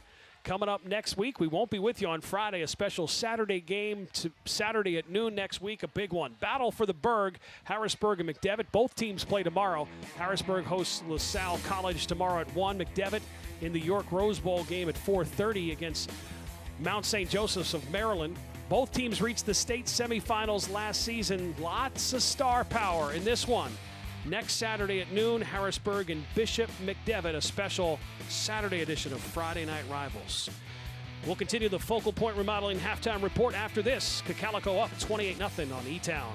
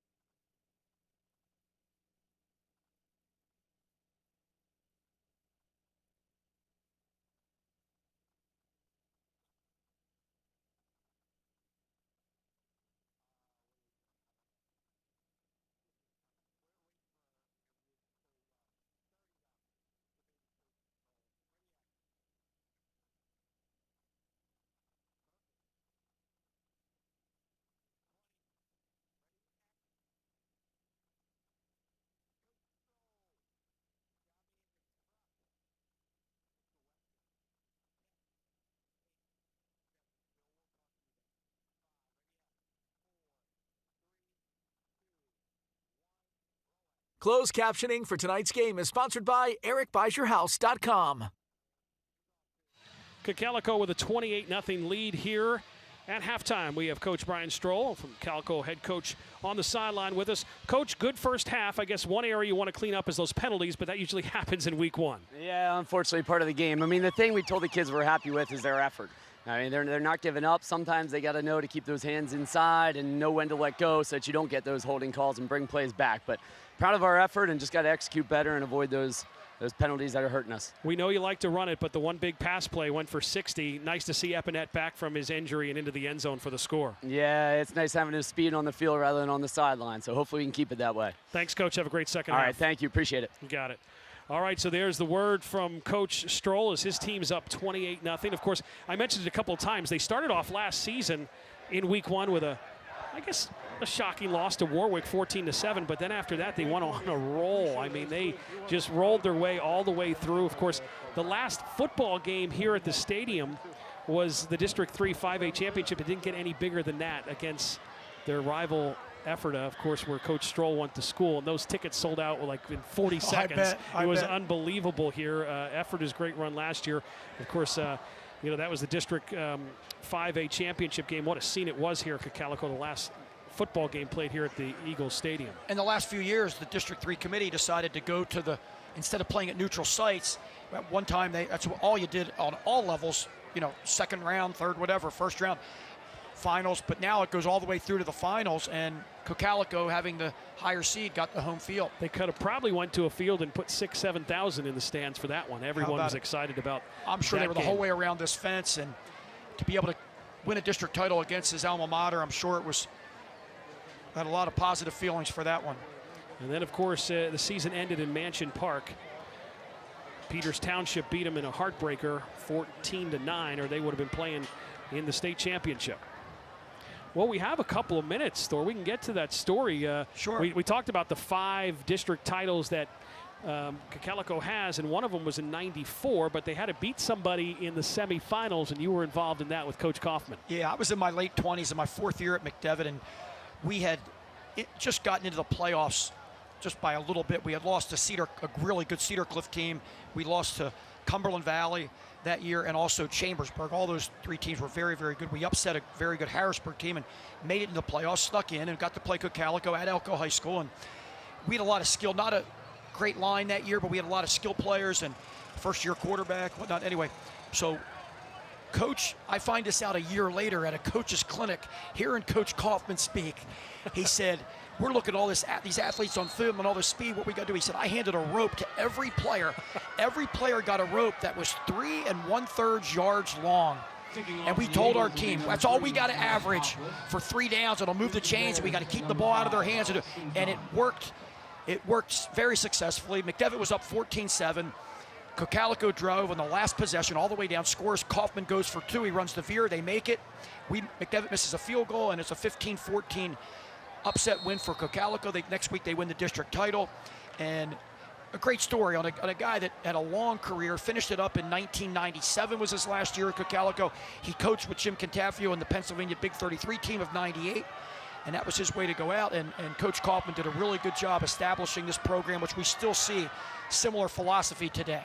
A good feet store kickoff to start the second half, goes into the back of the end zone. Great story and that was the title in 1994, their second district title in school history. At that point, their first one was in '85, and then they won 3 in 2019, Coach Gingrich's last year, and then back-to-back titles for Coach Stroll in 22 and 23. So 5 district titles in all for Cocalico in their history. And on the positive side, and the McDevitt side, losing that game, you don't know it at the time, but it was probably the best thing that happened for our program to get back and really hit the weight room and really go after it. And the next year we were able to win 15 games and have a lot of success. And part of that was learning a lesson. You know, in defeat, you can often learn a lot of valuable lessons as a football team or any athletic program. What a visual, though, by Coach Kaufman, just to show them what they needed there. Absolutely. E-Town, Kaufman, the quarterback, fires and has the quick completion. Out to Cintron, his second catch of the game. Not a bad first down pass play. And that play was thrown on, it was a quick pass, thrown on rhythm. And when you throw on rhythm, okay, right there it is. Good catch and run. And now you're in a 2nd and 5 situation. That's where you want to be. Elizabethtown has not had many of these in the first half. Trip set, one back in the backfield, trips open. Kaufman 4 of 8 passing for 29 yards. Bubble to number 3, incomplete pass. Capello drops it. The whole part of that play right there, even though it was dropped, is for 7 to catch that and have 2 guys downfield blocking and get his athleticism on the field there and to the wide side of the field and turn it upfield and get a first down. Now they're in a 3rd and 5 situation. 3rd and 5 from the 25-yard line. E-Town won the won the toss and elected to defer here to get the ball first here in the second half. So a big 3rd and 5 for them on the 25-yard line. When you throw those short passes that are behind the line of scrimmage, you got to complete them. Calico might bring some pressure on this 3rd down. Kaufman from the shotgun. Steps up in the pocket, now ducks, eyes still downfield, nice fires, job. And has the completion and the first down. Boy, did he buy some extra time or what? Great job by Trent Kaufman, the junior quarterback, to buy some time. Epinette made the stop, but it was a 1-800 got junk first down play. Really nice play by Kaufman to keep his eyes downfield, buy time, not get sacked in the pocket, and good job by 6 to find an opening there. Ashton made the catch, the senior. So Kaufman to Ashton for the first down. 1st and 10 for E-Town. Empty set, shotgun. From their 38, Kaufman sends a man in motion, high snap. He's going to have to keep it himself and runs forward for positive yards, picks up 4 on the high snap. McCardle made the stop.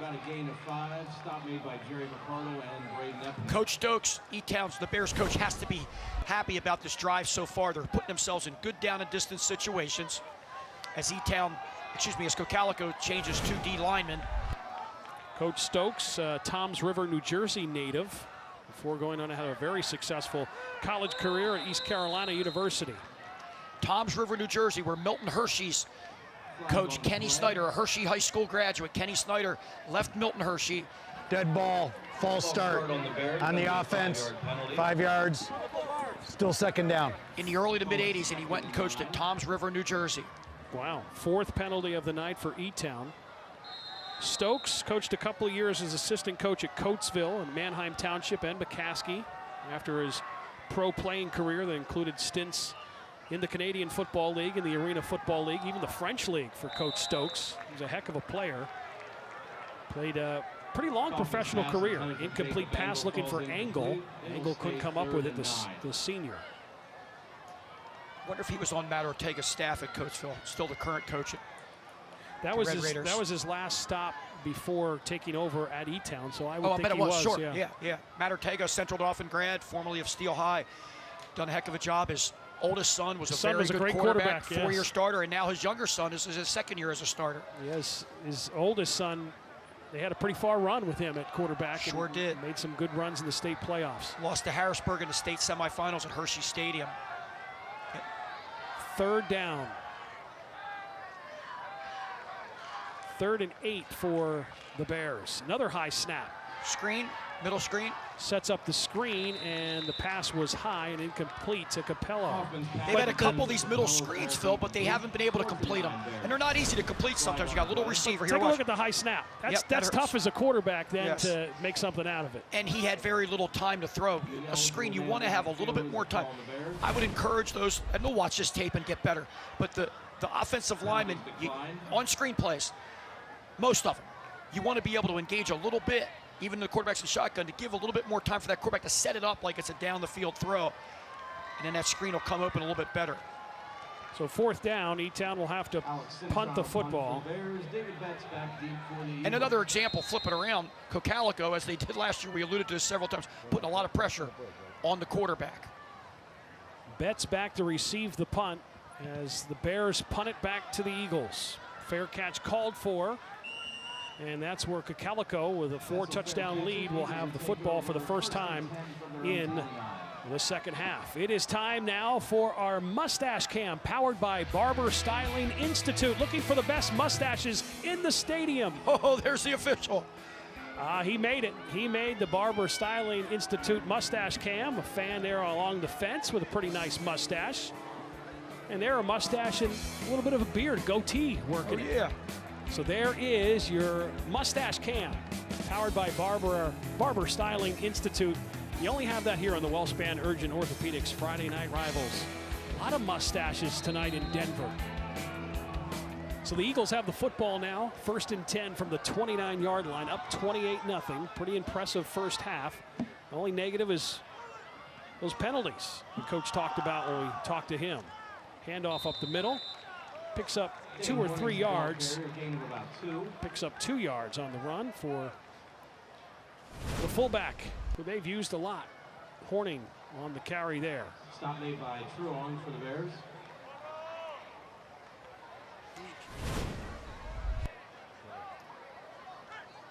You could potentially trick people and think this was a spring game. Both teams wearing white helmets, exact colors, just opposite color jerseys. Horning 14 carries, 57 yards, and 2 touchdowns. The leading rusher for the Eagles tonight. Fumble. And he loses the football. The handoff to Horning. The ball's on the turf. Could this be the 2nd turnover of the night for Cocalico? The Bears have it is. The Bears force another turnover. They had one to end the first half, and they have one here to start the second half. So the Bears defense coming up with takeaways.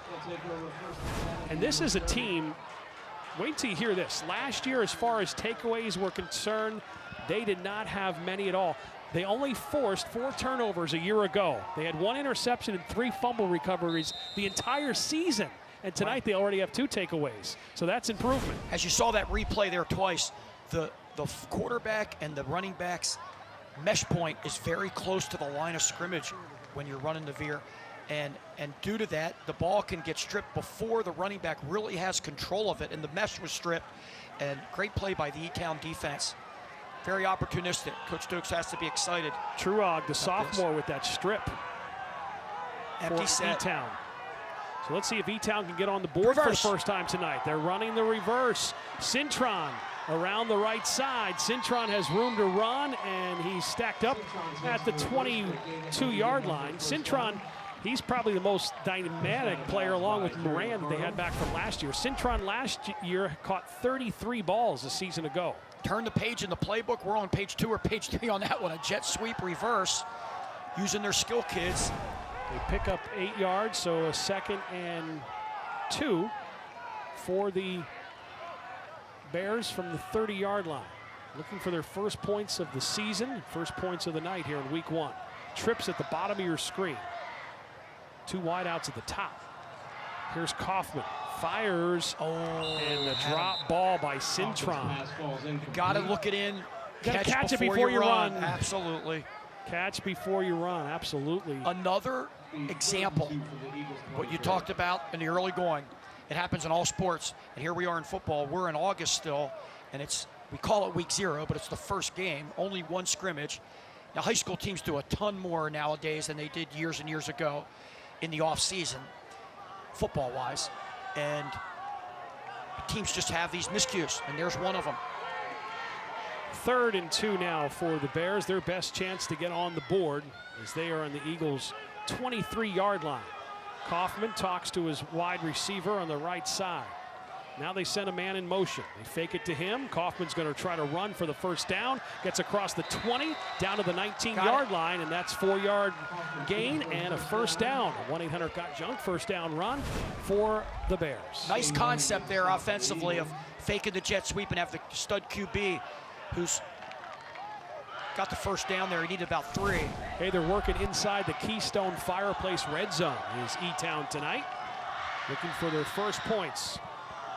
Keystone Fireplace red zone for Kaufman, firing, and has the completion to Cintron, who makes the catch.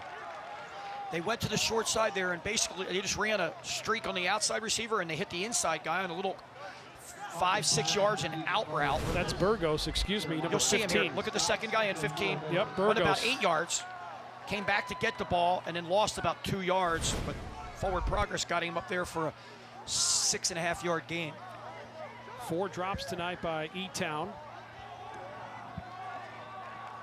Don't be surprised if we see this quarterback running here. 2nd and 4. Kaufman, heavy pressure, gets out of a sack and stays on his feet with eyes downfield. Fires the ball and incomplete. Was looking to go back to Burgos. Kaufman,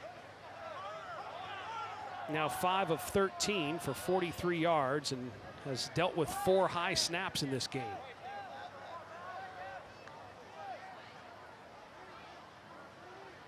If they have a planned quarterback draw with one of those empty guys coming in motion and being a lead blocker or something along those lines, because they have 2 downs to get about 4 yards. 2 downs to get 4 yards. 8:20 to go, 3rd quarter. Now they have a back in the backfield. E-Town looking to put their first points on the board inside the Keystone Fireplace red zone for the junior quarterback, Trent Kaufman. Hand off to Moran. Moran running hard inside down to the 5-yard line. A good inside run for Moran.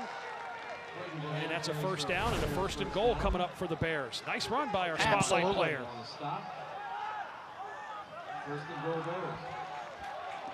Epinette made the stop for the Eagles. You're deep in this red zone now. 1st and goal. Hold on to the football. Secure the ball and fight for extra yardage with your legs. 1st and goal in the 6. Give it to Moran.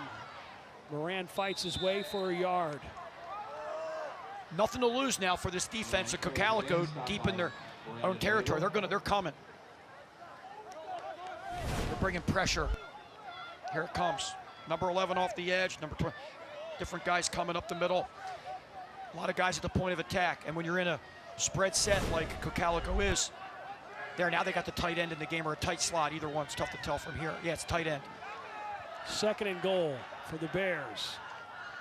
Expect that run to the left. Moran next to Kaufman in the backfield. He's going to throw. Kaufman will throw, fires to the end zone. The ball off the hands of the intended target, Ashton, who couldn't hold on to it in the end zone. They tried to go to the one receiver side on a quick slant here. Ball's not badly thrown. Good coverage.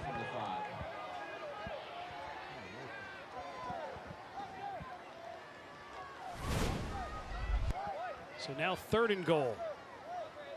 E-Town trying to get on the board, down 28-0. Very interesting play call we're going to see here by Coach Stokes' staff. You know they have 2 downs to get 5 yards. Watch the delay coming this way. Maybe a delay this way with the running back. He's split out pretty far. He's going to go in the flat. Kaufman back to pass. Here comes some pressure, rolling to the right. Now cuts back inside, touchdown. Kaufman with a rushing touchdown from 5 yards out. And the E-Town Bears are on the board for the first time in the 2024 season. And that is your Faulkner Honda touchdown. Not the way the play's drawn up, but when you have an athlete like Kaufman back there, when all else fails, he's back to pass. He finds a gap, uses athleticism here, and off to Pater. Nicely done. Fuge on for the extra point. And the kick is up, and the kick is good, and the E-Town Bears are on the board. The first score of this second half, it's 28-7. You're watching Friday Night Rivals.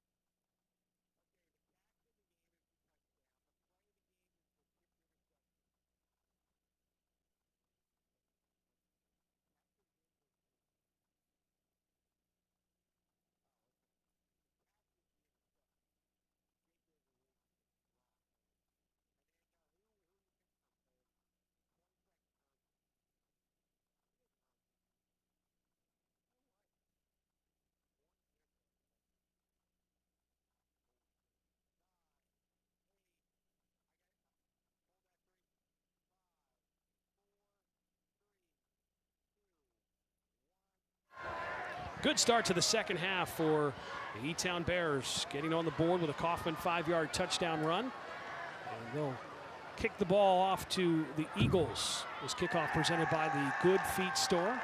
Week 1 of the Wellspan Urgent Orthopedics Friday Night Rivals. Phil Shaner alongside Ford Chapman tonight from Denver, PA, Cocalico High School.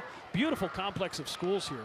Just gorgeous, a beautiful 5A school. They just have everything here. Yes, they do. And they have a grass field that looks like it hasn't been cut in about 5 days. That's what they want to run the ball. That's what they want.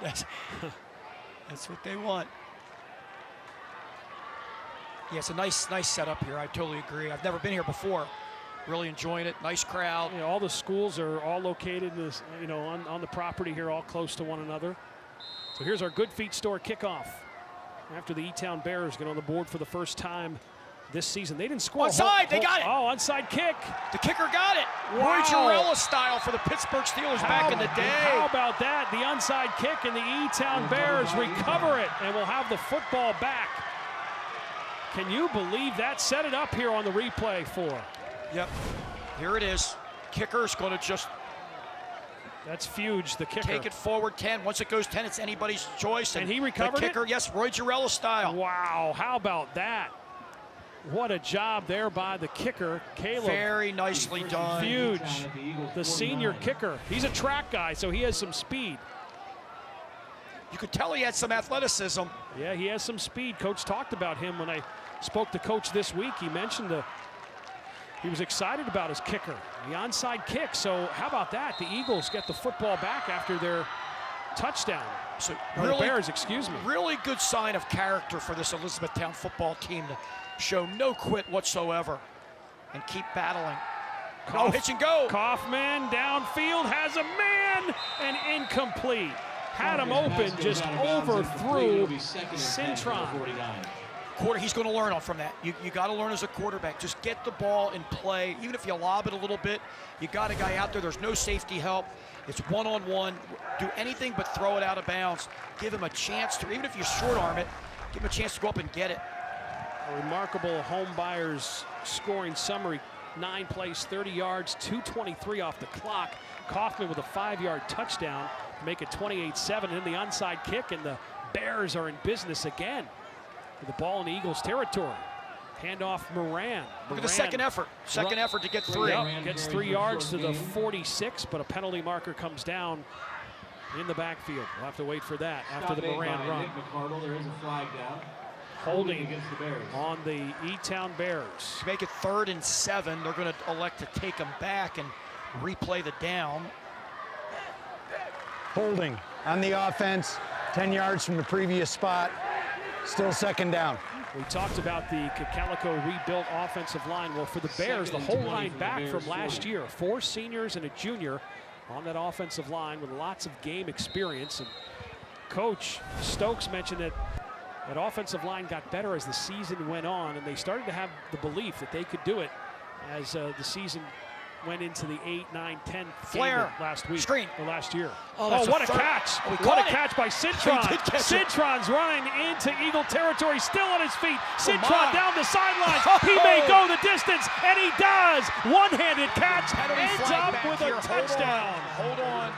Not sure what it is. Oh, what a catch for. He caught it one-handed. It's at a spot where it could be an eligible receiver downfield potentially, but the ball, here's what happened. The ball was caught in front of the line of scrimmage. I want to see the replay. On a screen pass with your lineman downfield, you got to catch it behind the line of scrimmage. He caught it with one hand. Yes, I want to see where that catch was. The ball was snapped from the 40. What a play by Cintron. Ineligible men downfield on the offense. 5 yards, previous spot. So you're allowed still going to be second down. You're allowed to have linemen downfield as long as the ball's caught behind the line of scrimmage. Yeah, he's ahead of the line of scrimmage by 1.5 yards. That's a good call. Very good call. So what a great catch by Cintron to catch it with one hand, and then what he did after the catch was amazing down the sideline. But you don't blame the lineman on that. It's not the lineman. They're supposed to be downfield because the ball's supposed to be caught behind. Yeah, I was ready to say it's a shame it's the 3rd time. I remember they had an incomplete pass on the screen, middle screen. I had not even realized that he caught it. What a great catch. E-Town with 5 penalties on the night for 35 yards. The penalty moves him back with a 2nd and 25. Kaufman will keep it himself, and he is dragged down from behind. That was the play call for the quarterback to fake that and keep it with a counter. They had 2 men pulling from the right side. You'll see the guard and tackle pulling. He's leading up as a quarterback counter off the jet sweep fake. Good defense back. So yes, good defense. Waddle's had a night. Boy, that's his 3rd big tackle for a loss. He has played a great game tonight, number 48 for the Eagles. You know, we talked about the injury report. They needed someone defensively to step up. Well, 48 has stepped up for sure for Cocalico. So now a 3rd and 25, 5:56, and clock rolling here in the 3rd quarter. Now it stops. There's a timeout on the field. We'll step aside as well. Cocalico up 28-7. You're watching the Wellspan Urgent Orthopedics Friday Night Rivals.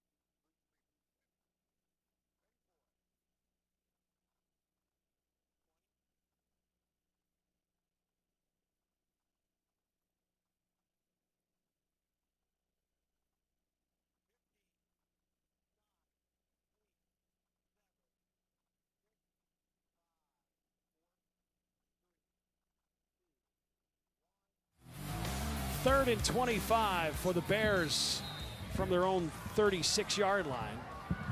After the onside kick, after the Kaufman 5-yard touchdown run, E-Town's had the ball the majority of this 3rd quarter. Kaufman goes down field and incomplete. What a throw. Yes. What an arm by Kaufman. Goes off the back of the jersey of Betts, 18. But what a throw by Kaufman downfield. Well, that's Huber. That was 3. I thought it was 3. Yeah. Okay. Yeah, that was 10 in. So Kaufman out, Huber in with that strong arm. They played 2 quarterbacks all of last year. We saw Huber come in a little bit in the first half, had 3 or 4 snaps, but he had that strong arm, and he gets a pat in the back and unable to complete the pass after a... Going to cramp officials timeout. While we have that timeout, let's go over there. If you're Cocalico, it's the worst nightmare. When you're up 4 touchdowns, you go in the locker room as a coach, coaching staff, right, and you're telling your kids 2 halves of football. You know, we got to go at that. But it's usually a letdown when there's another team that's going to battle, and E-Town did just that. On the other side, Coach Stokes, I'm sure, went in there and said, "Hey, we got 2 halves of football. It's early in the season," and E-Town came out battling, and unfortunately for them, that screen pass was a little bit in front of the line of scrimmage, or we'd have a 2-score game right now. Showing the heart that Coach Stokes said that his team had. That was one thing in our conversation he talked about. He said these guys have worked really hard. Despite the 2-8 season last year, they have great heart. Next week, they'll play Kent out of District 1, the Chestmont League, and Kent is coached by Lance Frazier, former NFL and CFL player, played for the Ravens and the Cowboys, a great cornerback at West Virginia University. Lance Frazier, the head coach at Kent.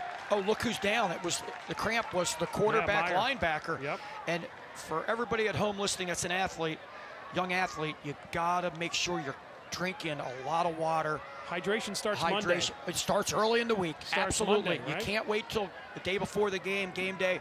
You want to drink a lot of water then too, but get your hydration in throughout the week or 2 prior to these hot games, especially early in the season. So Elizabethtown has Kennett next week, and Cocalico will be at New Oxford next week. And then they're at Lampeter Stroudsburg, and they don't return until the 13th when they play Garden Spot, followed by Warwick. A couple of the games coming up on the Cocalico schedule. Now with this punting team, this punting situation for E-Town, when there has been a really bad snap and we only had like a 15-yard punt roughly, then the next time we had a really good snap and a solid punt. Shaky snap there. Betts back to receive the punt. Takes a bounce, and Betts will get away from it and let it roll. Takes a E-Town Bear roll inside the 20. It's time to raise the roof for the 2nd time tonight. Raise the roof, Abel & Son Roofing. Before you sign, call us, Abel & Son Roofing, as we raise the roof here tonight. An opening night here at Eagle Stadium. Yep, opening temperature was 77 and sunny at kickoff, but time we're done here, it's going to get down to about 69 degrees. The wind not a factor, only 3 miles an hour. Raise the roof with Abel Son Roofing and Siding. The student sections, they're always a lot of fun. That's a big part of high school football, is the student section and the amount of support that these high school athletes get from their fellow student body.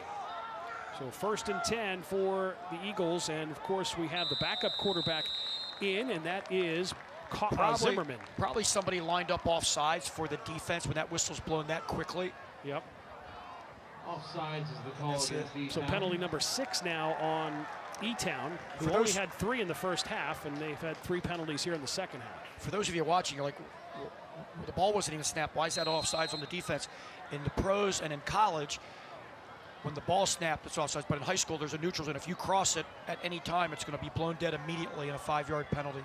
Zimmerman in at quarterback for Meyer, who had that cramp, and hands the ball to Horning. Horning, tough run, picks up 12 yards and has a 1-800-GOT-JUNK first down run. Horning has been the go-to back here tonight.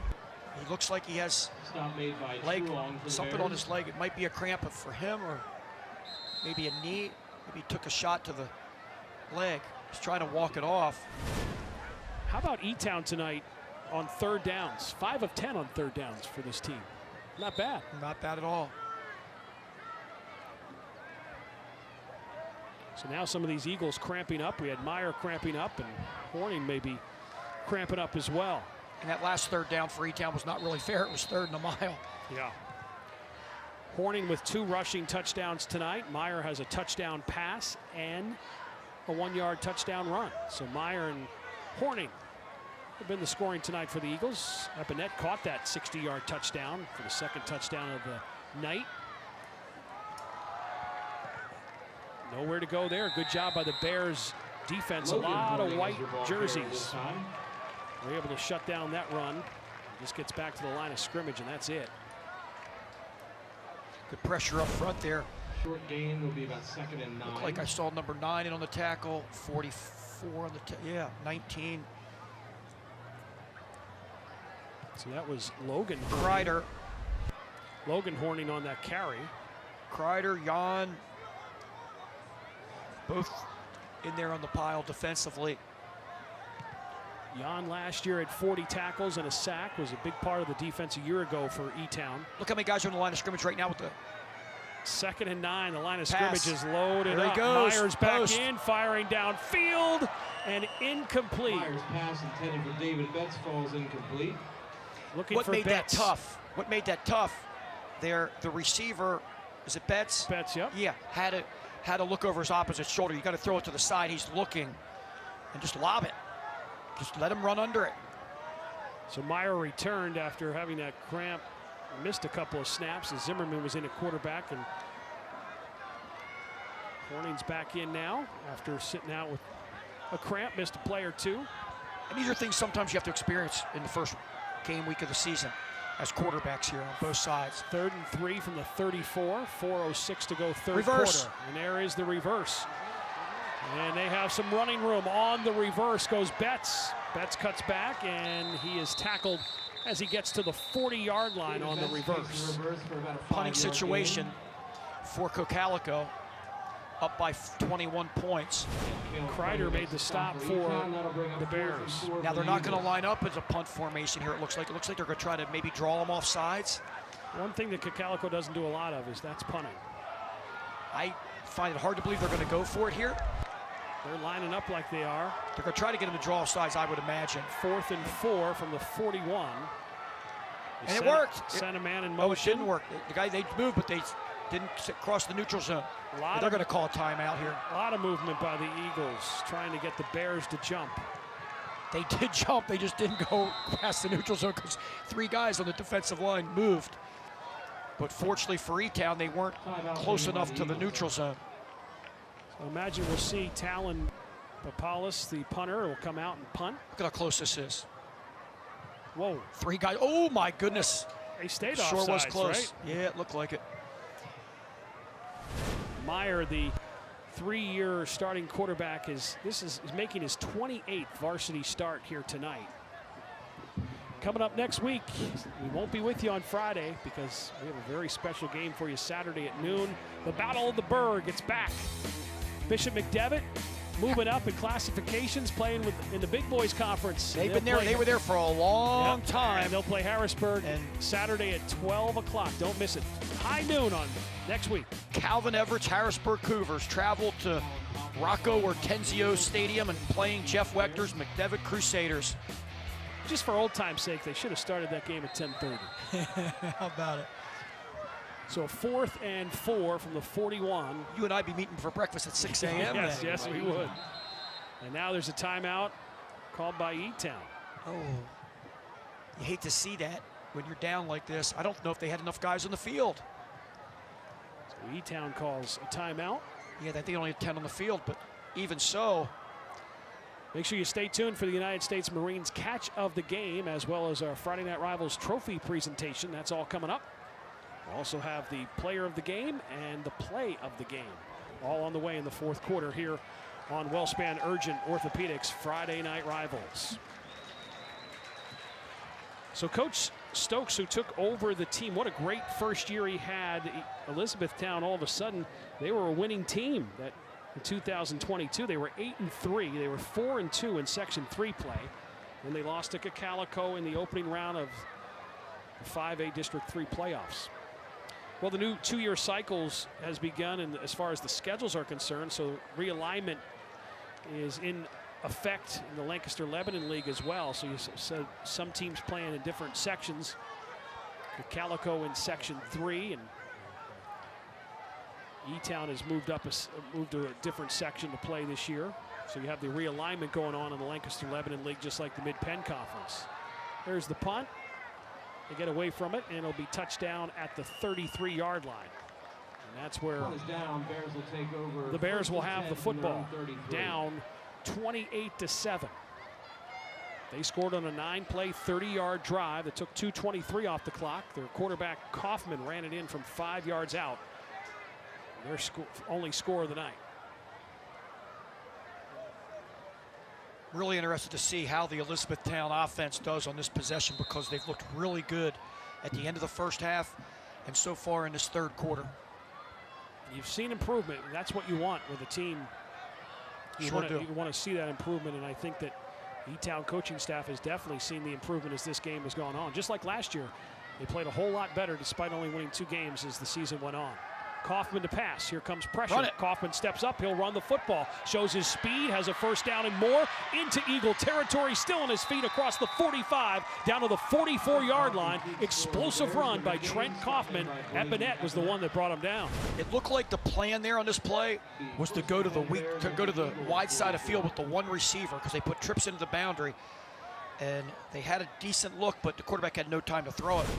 Kaufman jetted off there quickly and had a nice run for the first down and put the Bears in Eagles territory again. Cintron was on a slant and go route in that last play, number 5. 3 wide receivers. Slant, he's wide open. And he's going downfield to the right. And there's a penalty marker down. The closest to the ball was Cocalico's Epinet. What do they call it? Defensive holding, maybe? Maybe. I don't know if the ball was in the area. It was tough to tell. But that flag came from way across the field. It had to do with something on the right side down that E-Town sidelines. It's be interesting to see what they called.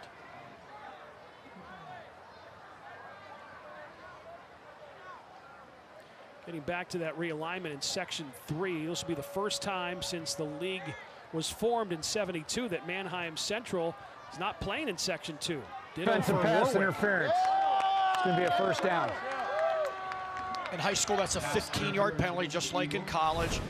So let's see what happens here. It's going to be tough to pick it up. Oh yeah, right there on the outside. Looks like number 18 from Cocalico. That's Betts, the junior DB. So the penalty on the Eagles gives the Bears a first down.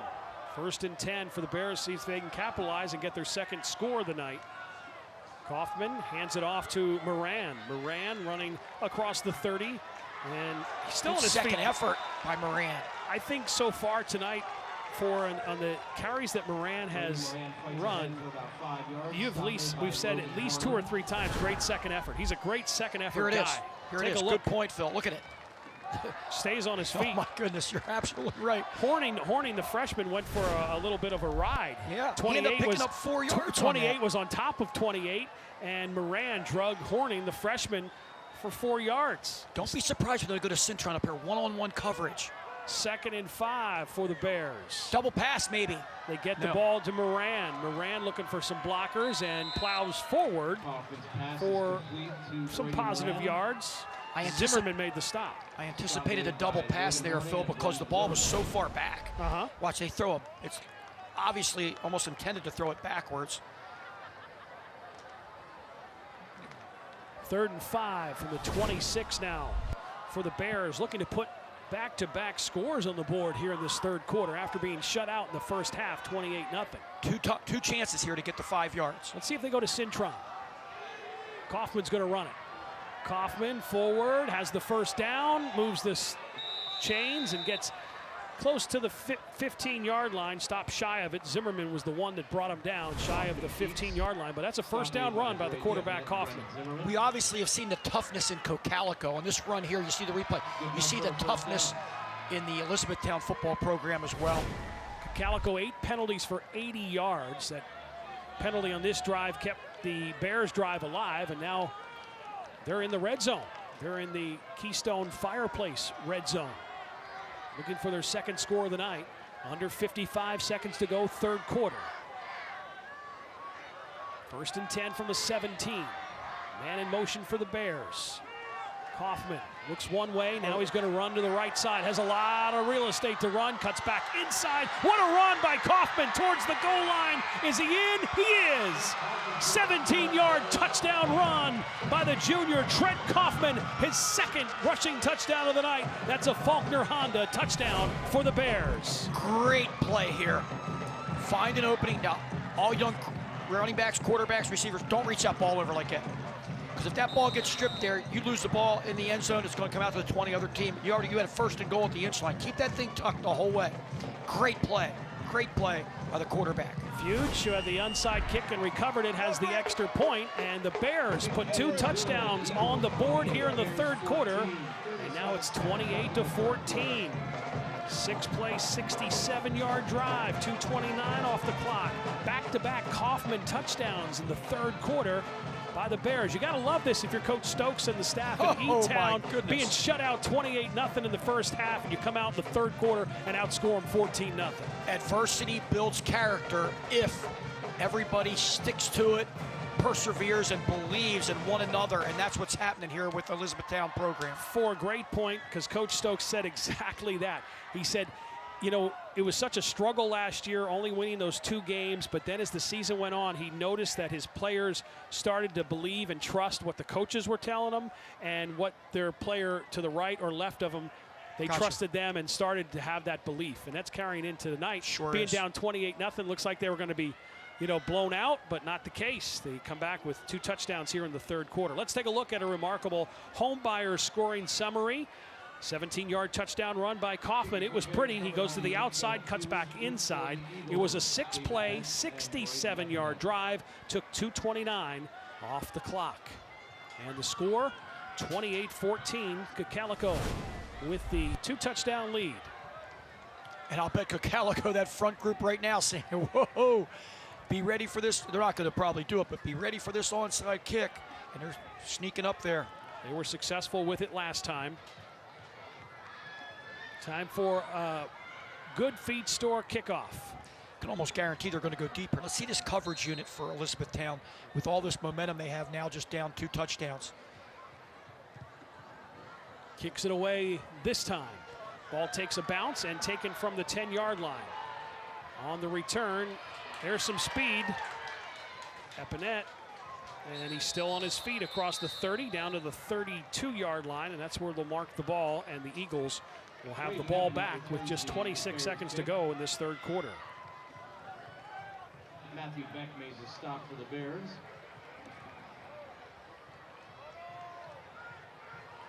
Horning leads Cocalico running the football, 16 carries, 67 yards, and 2 touchdowns. But did have that fumble to start the third quarter. Meyer only 2 passing attempts tonight, but on the ground he has 8 carries for 41 yards and a touchdown run. The Eagles move the pile there. Quarterback power. Meyer keeps it and goes forward. Meyer 6'1", 190 pounds. He was up with the varsity as a freshman and then took over as a starter in his sophomore year. His trouble as a sophomore was turning over the ball. He turned it over a lot as a sophomore. And that end of the third quarter, we're heading to the fourth quarter. The Eagles up 28-14. Come back for the fourth quarter on Friday Night Rivals.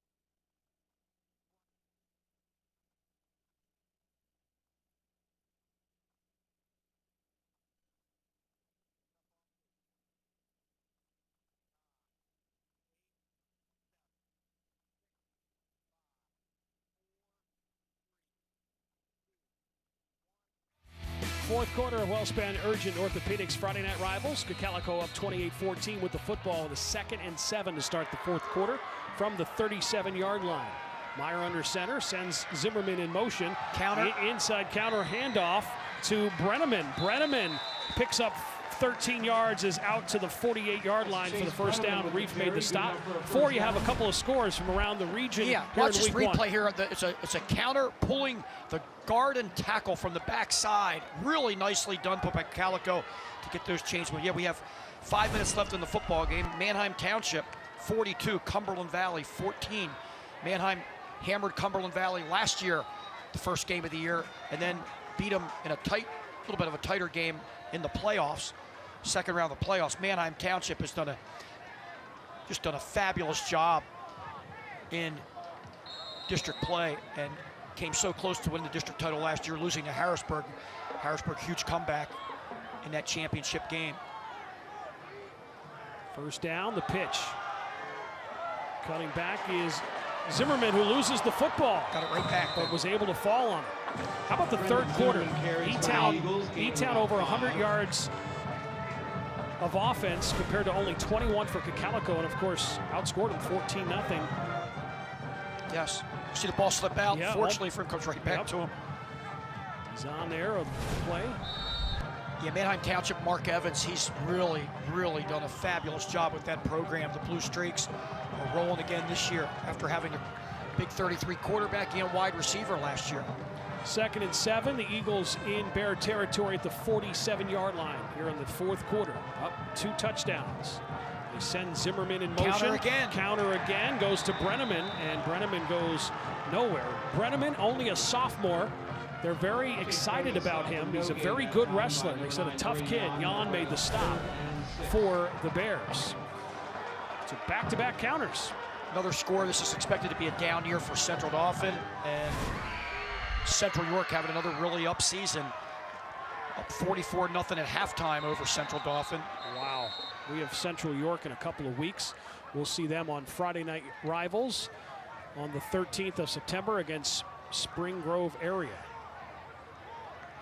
We'll see Cumberland Valley at Central Dauphin on the 20th. Next week, as we talked about, Harrisburg at McDevitt, and then Friday, September 6th, Cedar Cliff at CD East should be a good one.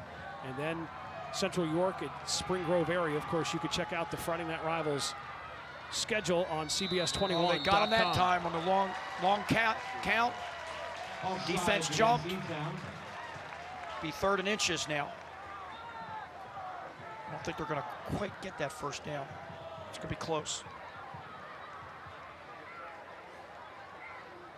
Coach Jerry Janchek at Central York doing a fabulous job as well in the last several years.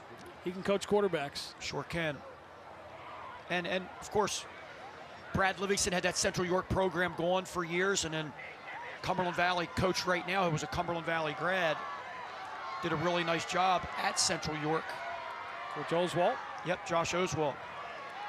Be 3rd and 1 from the Bears 44. So 3rd and 1 after the penalty for the Bears from the 44. Handoff. First down for the Eagles as they get a good push from that offensive line and have a kitchen saver first down. On the run there by Horning. Horning, the leading rusher, the fullback in this Veer offense attack for the Eagles tonight. At some point, you would think Coach Stroll said to his offensive unit, hey, we got to get back to doing what we do. Hold on to the football, even though they almost lost it a few plays ago. And let's grind out some first downs. I'm still waiting for Meyer to pull it out of Horning's belly and just take off down the sideline. How about it? See if it happens.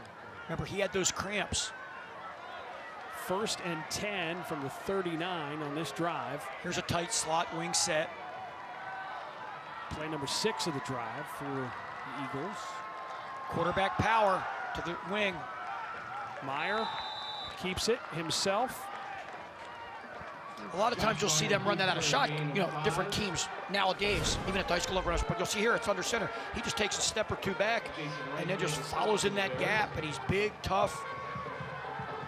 6'1", 190 pounds. They really trust him. He's played in a lot of games. It's Josh Meyer, our scholar athlete tonight also. here on Friday Night Rivals. Lots of experience, makes good reads. Coach said he always puts his offense in good spots. That Yes, came he does. from his coach, Coach Stroll. 2nd and 6. Horning. That's a heck of a job by number. Jan made the stop. Brody for Jan. E-Town. This is the play before now. Nice block. Oh yeah, pancake block there by the slot, by the wing. In this offense, you know, you gotta love blocking. If you're a runner, right? I mean, you gotta. Sure. I mean, you have to really love to block as well, because there's a lot of misdirection, a lot of people going different directions, a lot of people asked to block. Horning with that great block 2 plays ago. Let's see what happens here. 2nd and 6 from the 35. They send Zimmerman in motion, and Meyer's going to keep it himself and gets to the 30-yard line. Same play as 2 plays ago, just ran it the other way. Jan made the stop. Jan's having a big night defensively for this Bears team. You have a lot of players at the point of attack. You're running to the wing meaning you have a guard, tackle, tight end, and another blocker. That's 4 blockers. And then your running back steps up there and blocks 2 on the quarterback delay account.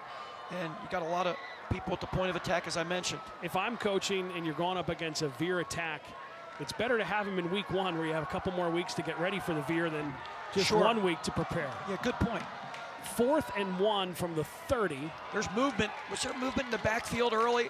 Wait till we see this replay. I'm thinking the back, just by the naked eye, the back just left a little bit early. See this replay. That's a kitchen saver first down. See if number 20 leaves before the ball snap. That's Horning. Yes, he does. And he pushes. He was leaning a little bit. Yep, and he pushes Meyer, the quarterback, ahead for the first down. That was negligible. Sometimes it's going to be tough to get that call, but he really looked like he did lean out of his stance before the ball was snapped.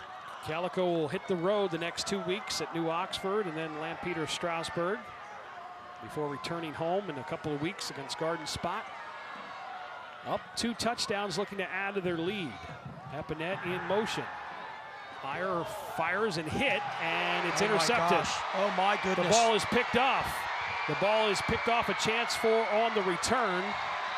And Calvin Conti has the interception.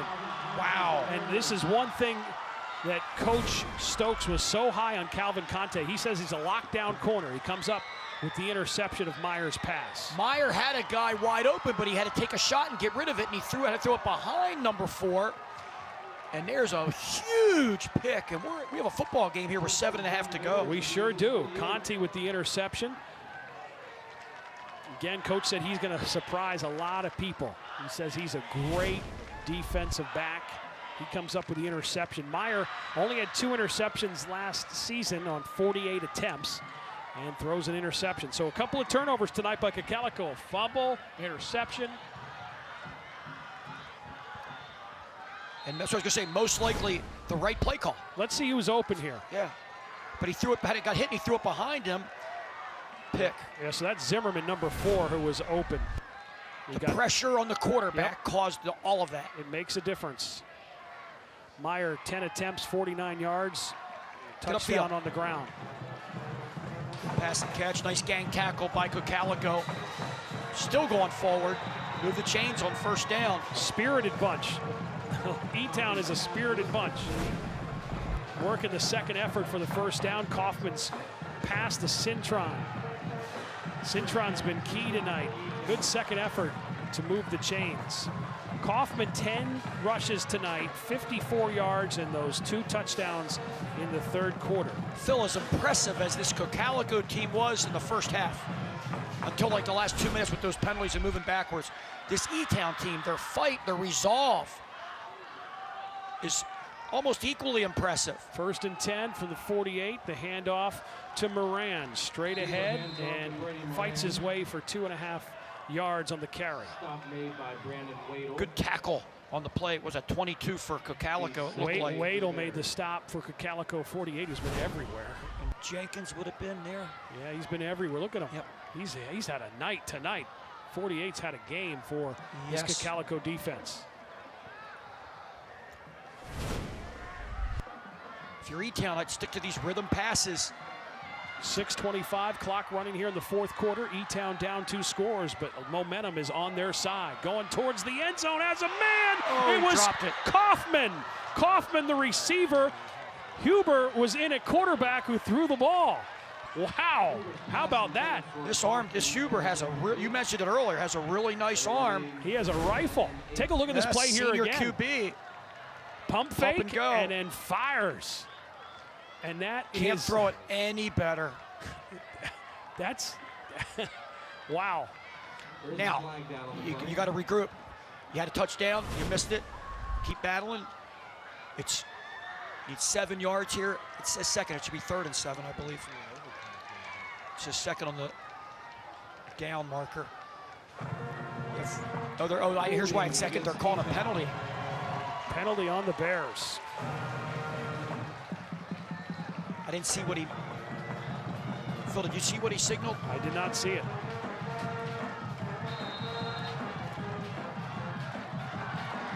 So now it is second down. You have time here. Second and 17 with 6:16 to go, fourth Screen. quarter. Here comes the pressure. The screen is set up and well executed. And running towards the end zone is Citron, but he's caught from behind inside the 10-yard line. Beautiful screenplay. Meyer was the one that saved the touchdown, making the tackle on Citron, or he would have been in the end zone. They let everyone come in front. Yes, they did. And it was a beautiful screen to Citron. If anybody remembers Talking Football, any older people out there on this telecast, Talking Football, if the defense ran a blitz and you had a screen pass, 25-yard gain every time. And that's why. They right got there. it. They're in the Keystone Fireplace red zone looking for their 3rd score of this second half after being shut out in the first half. That's Moran. Nice tough run by inside Moran. Yes, the tough indeed. 5-yard line. And a 2nd and goal coming up for the Bears, who were shut out 28-0 in the first half and have scored, looking to have their 3rd straight score of the second half. Coach Keith Stokes, his stamp is on the program right now. Yes. It's evident. Cocalico's got to hold on for dear life here. Cramp. You've been in these situations where the first half hasn't gone well for your team. Have you had situations down 4 scores where you're able to come back in a second half, and what did that halftime look like? How did that happen? Well, what you have to do, you have to go in and, when you have an off-season workout program that people bust their humps day in and day out, and all through the winter, all through the spring, all through the summer, you've invested so much that it's tougher for kids to quit. And I think that's what we're seeing right here in this Elizabethtown program. Their coaching staff, you can just tell. Maybe the belief, too. Remember how crazy it was when they went for it on that 4th and long? Yes. And then the onside kick to call that? Yes. You got to have belief in your kids if you're doing those kind of calls, right? You sure do. No doubt about it. So a 2nd and goal now. 28-14's our score. The Bears looking for their 3rd straight touchdown of this second half. Kaufman has 2 rushing touchdowns already. This time drops back, looks downfield, and he's going to fire it, and incomplete. Threw it behind his intended target, Capello. First time we saw that set all day, Phil. It was a bunch trips to the right, in tight. You'll see it right here. Oh, play started after screen. Yep. Just missed it there. Missed Capello. But in those situations, the poise of the quarterback here, the backup quarterback in this instance, he has 4 receivers out there. He's taking his time, and he almost had a guy for a touchdown. So a 3rd and goal from the 5. And obvious 4-down situation here. Field goals are meaningless with 5 minutes and change to go. So you know you have 2 shots to get the yardage you need. You need 5 yards. Kaufman has the 2 rushing touchdowns. They're going to get a delay here. They're going to get a delay if they don't hustle. Yep, the back judge has his hand up. We already talked about that. Kaufman pump fakes, now is going to run. Tries to get to the corner of the end zone and gets out of bounds, or stays inbounds shy of the goal line. But he did get some yardage. Looks like it's going to be like, what, 2 to 3 yards? It's tough to tell over there. And they got a player down. Again, another Cocalico cramp. We had that instance, we talked about that earlier, how these quarterbacks know about the game clock without a clock here. So that hand goes up. You know that you have, what, 5 seconds to get that play off. It looked like it was a long 5. Yeah. Now here is a good situation here with the cramp. injury timeout, basically. This gives Elizabethtown a lot of time to go over a 4th down play from, what's it look like, about the 3-yard line? Yeah, about the 3. Ball's on the left hash, so expect them to put probably 3 receivers to the right. I like them in that empty set, 3 to the right, 2 to the left, and spread them out. And if they do get on the board, how anxious will Cocalico's kick return team be after that onside kick that we saw in the 3rd quarter? Yes. Now Cocalico, though, we do get a touchdown. Cocalico offense got to go back to square one and run that football like they started to do that last possession before the pick. Here we go, 4th and goal for the Bears. Kaufman in the gun. Couple of wide receivers at the bottom of your screen. Kaufman trying to go behind Moran. What a play. Horning again. Horning comes up from his linebacker's position and shuts down Kaufman shy of the end zone. I like the play call. They had a lot of men at the point of attack here on the left. Look at this. 2 backs going to the left. Watch Horning shoot through. Wow. Oh. Horning comes, gets the legs. Horning's done it tonight with his legs, the 2 rushing touchdowns, and has done it defensively. He had 104 tackles a year ago, one of the top players on the defense a year ago, and tonight showing his power from that middle linebacker position. Defensive coaching point. Did you see Horning go down the line of scrimmage? He didn't go too far in the backfield. Yep. He took an angle. Angles of pursuit are so important on defensive play. Angles are everything. Now they just need to run the clock a little bit, get out of here. Quarterback power again, probably the safest play you could most call. Successful and safest play for Cocalico all night. With 4:42, the clock running. Folks here in Denver feeling it after the Bears certainly give him a huge scare. Putting up 2 touchdowns in the 3rd quarter and outscoring them 14-0 in the 3rd. If you're E-Town, you gotta get a stop here because the clock is your enemy and you're down 2 scores, not coming up with anything there. And there's no way this ball's going in the air. You know it's a run. Meyer under center. They send Epinette in motion. Fullback. And straight up the middle to Horning, the fullback. Reef made the stop, who's made a bunch of stops tonight for his linebacker's position for the Bears. There's the handoff to Horning. Horning's definitely in contention to be our player of the game, powered by Milk Producers. He's done it on both sides of the ball offensively with a couple of touchdown runs and the leading rusher. He's also done it defensively out of the linebacker position.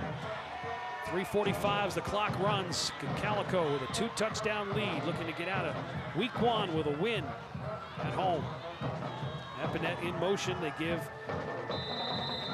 to the fullback again. Quick hitter there, got about 4 yards there. With Epinette in motion, eventually you think they could go there with an option pitch or no? Too risky, right? Yeah, with this time, they're not going to do that. They're not going to throw the ball. And if I'm a D-back right now, I'm acting like I'm covering, so I'm coming up hard. You got to come up. You have nothing to lose. Yeah. At this point. So now a 2nd and 6 from the 18. It's time to put your ears back and blitz and bring a lot of pressure. And expect to run. It's a run blitz. You're expecting to run. Get up in it. Here they come. Meyer under center. He's going to keep it himself. He's going to keep it himself. Bounces to the outside. Now back inside. Takes a hit, but got enough for a 1st down. Nice run by Meyer. Sullivan made the stop after a kitchen saver 1st down run by the quarterback Meyer. If the 3 of us up here in the booth, if we're a coaching staff for either program, we have a lot to build on. Absolutely. Both teams. Yes. Yeah, absolutely. Of course, Cocalico had all that success last year, lost their 1st game of the season, and then won the rest all the way to the state semifinals before losing and then picking up their 2nd consecutive District 3 5A championship. They would like to make it a 3-peat if they could. Now 2:15, the clock runs here in the 4th quarter. Fullback gets it again, straight ahead, just running out the clock. It's funny. It's funny you just brought up. It's funny you just brought up they're going to pitch because they did fake that pitch. Yeah, they did. There was no chance they were going to run that option. Time now for Marines' catch of the game, and It was that interception. That's our catch of the game. Hey, an interception is a catch as well. The catch of the game brought to you by the United States Marines, a collective purpose and an effective mission. So the catch of the night was the interception. Can anybody say quarterback power? Yeah, you're going to make sure that ball control is there it happening. Is. Can and power to the strength. Meyer just straight ahead to run out this clock. So Cocalico is going to go to 1-0 on the season, and next week they'll be at New Oxford. We'll step aside. There's a timeout with 1:23 to go. Cocalico up by 2 scores.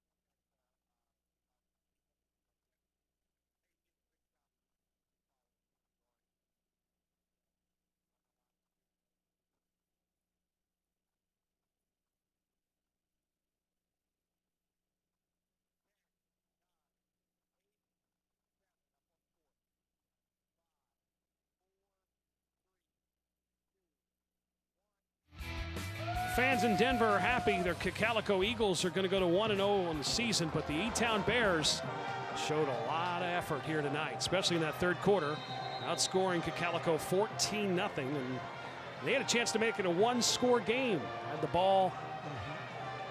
And E-Town has two quarterbacks that are both show a lot of promise, and they have some skill kids, and their line's getting better. Quarterback power again to move the chains, and that's all she wrote. Look at the second effort. Look at this third effort. Got all the way across midfield to the 48-yard line. Great job by the 3-year starter, Josh Meyer. And you want to tell the kid, hey, the only way we lose is if you fumble, just go down after the first down, but you got to love that effort. Let's take a look at our play of the game, sponsored by PA Beef Council. Beef, it's what's for dinner, and it was this 60-yard touchdown. Meyer to Epinette. Epinette, welcome back, coming off those injuries his sophomore and junior year, goes for 60 yards. Our Beef, it's what's for dinner, play of the game. Yes, sir. Cocalico football program. It's just great to see. I'm glad I finally got to make a trip out here and see this home field, home stadium atmosphere, and the effort and execution. Victory formation, the best formation in football, and that's the formation for the Eagles as Meyer kneels down. Great effort by E-Town tonight. Good job by Cocalico getting the win to go to 1-0 on the season. They're going to win this game 28-14. Our opener on Wellspan Urgent Orthopedics Friday Night Rivals. Good game for you tonight. Don't forget, we'll be with you next Saturday. And Phil, you being a basketball coach, it works in a lot of sports. Both teams have a lot to build on. Oh, absolutely. And learn from your mistakes, improve, and there's a lot of football left on the season for both these football teams. No question about it. Both teams have things to build on in this game tonight. E-Town will take on Kennett next week, and Cocalico will be on the road at New Oxford. So that'll do it for tonight. Cocalico gets the win 28-14, but a great second half effort by E-Town. This is the Wellspan Urgent Orthopedics Friday Night Rivals. We'll be back with the trophy presentation and the postgame show after this.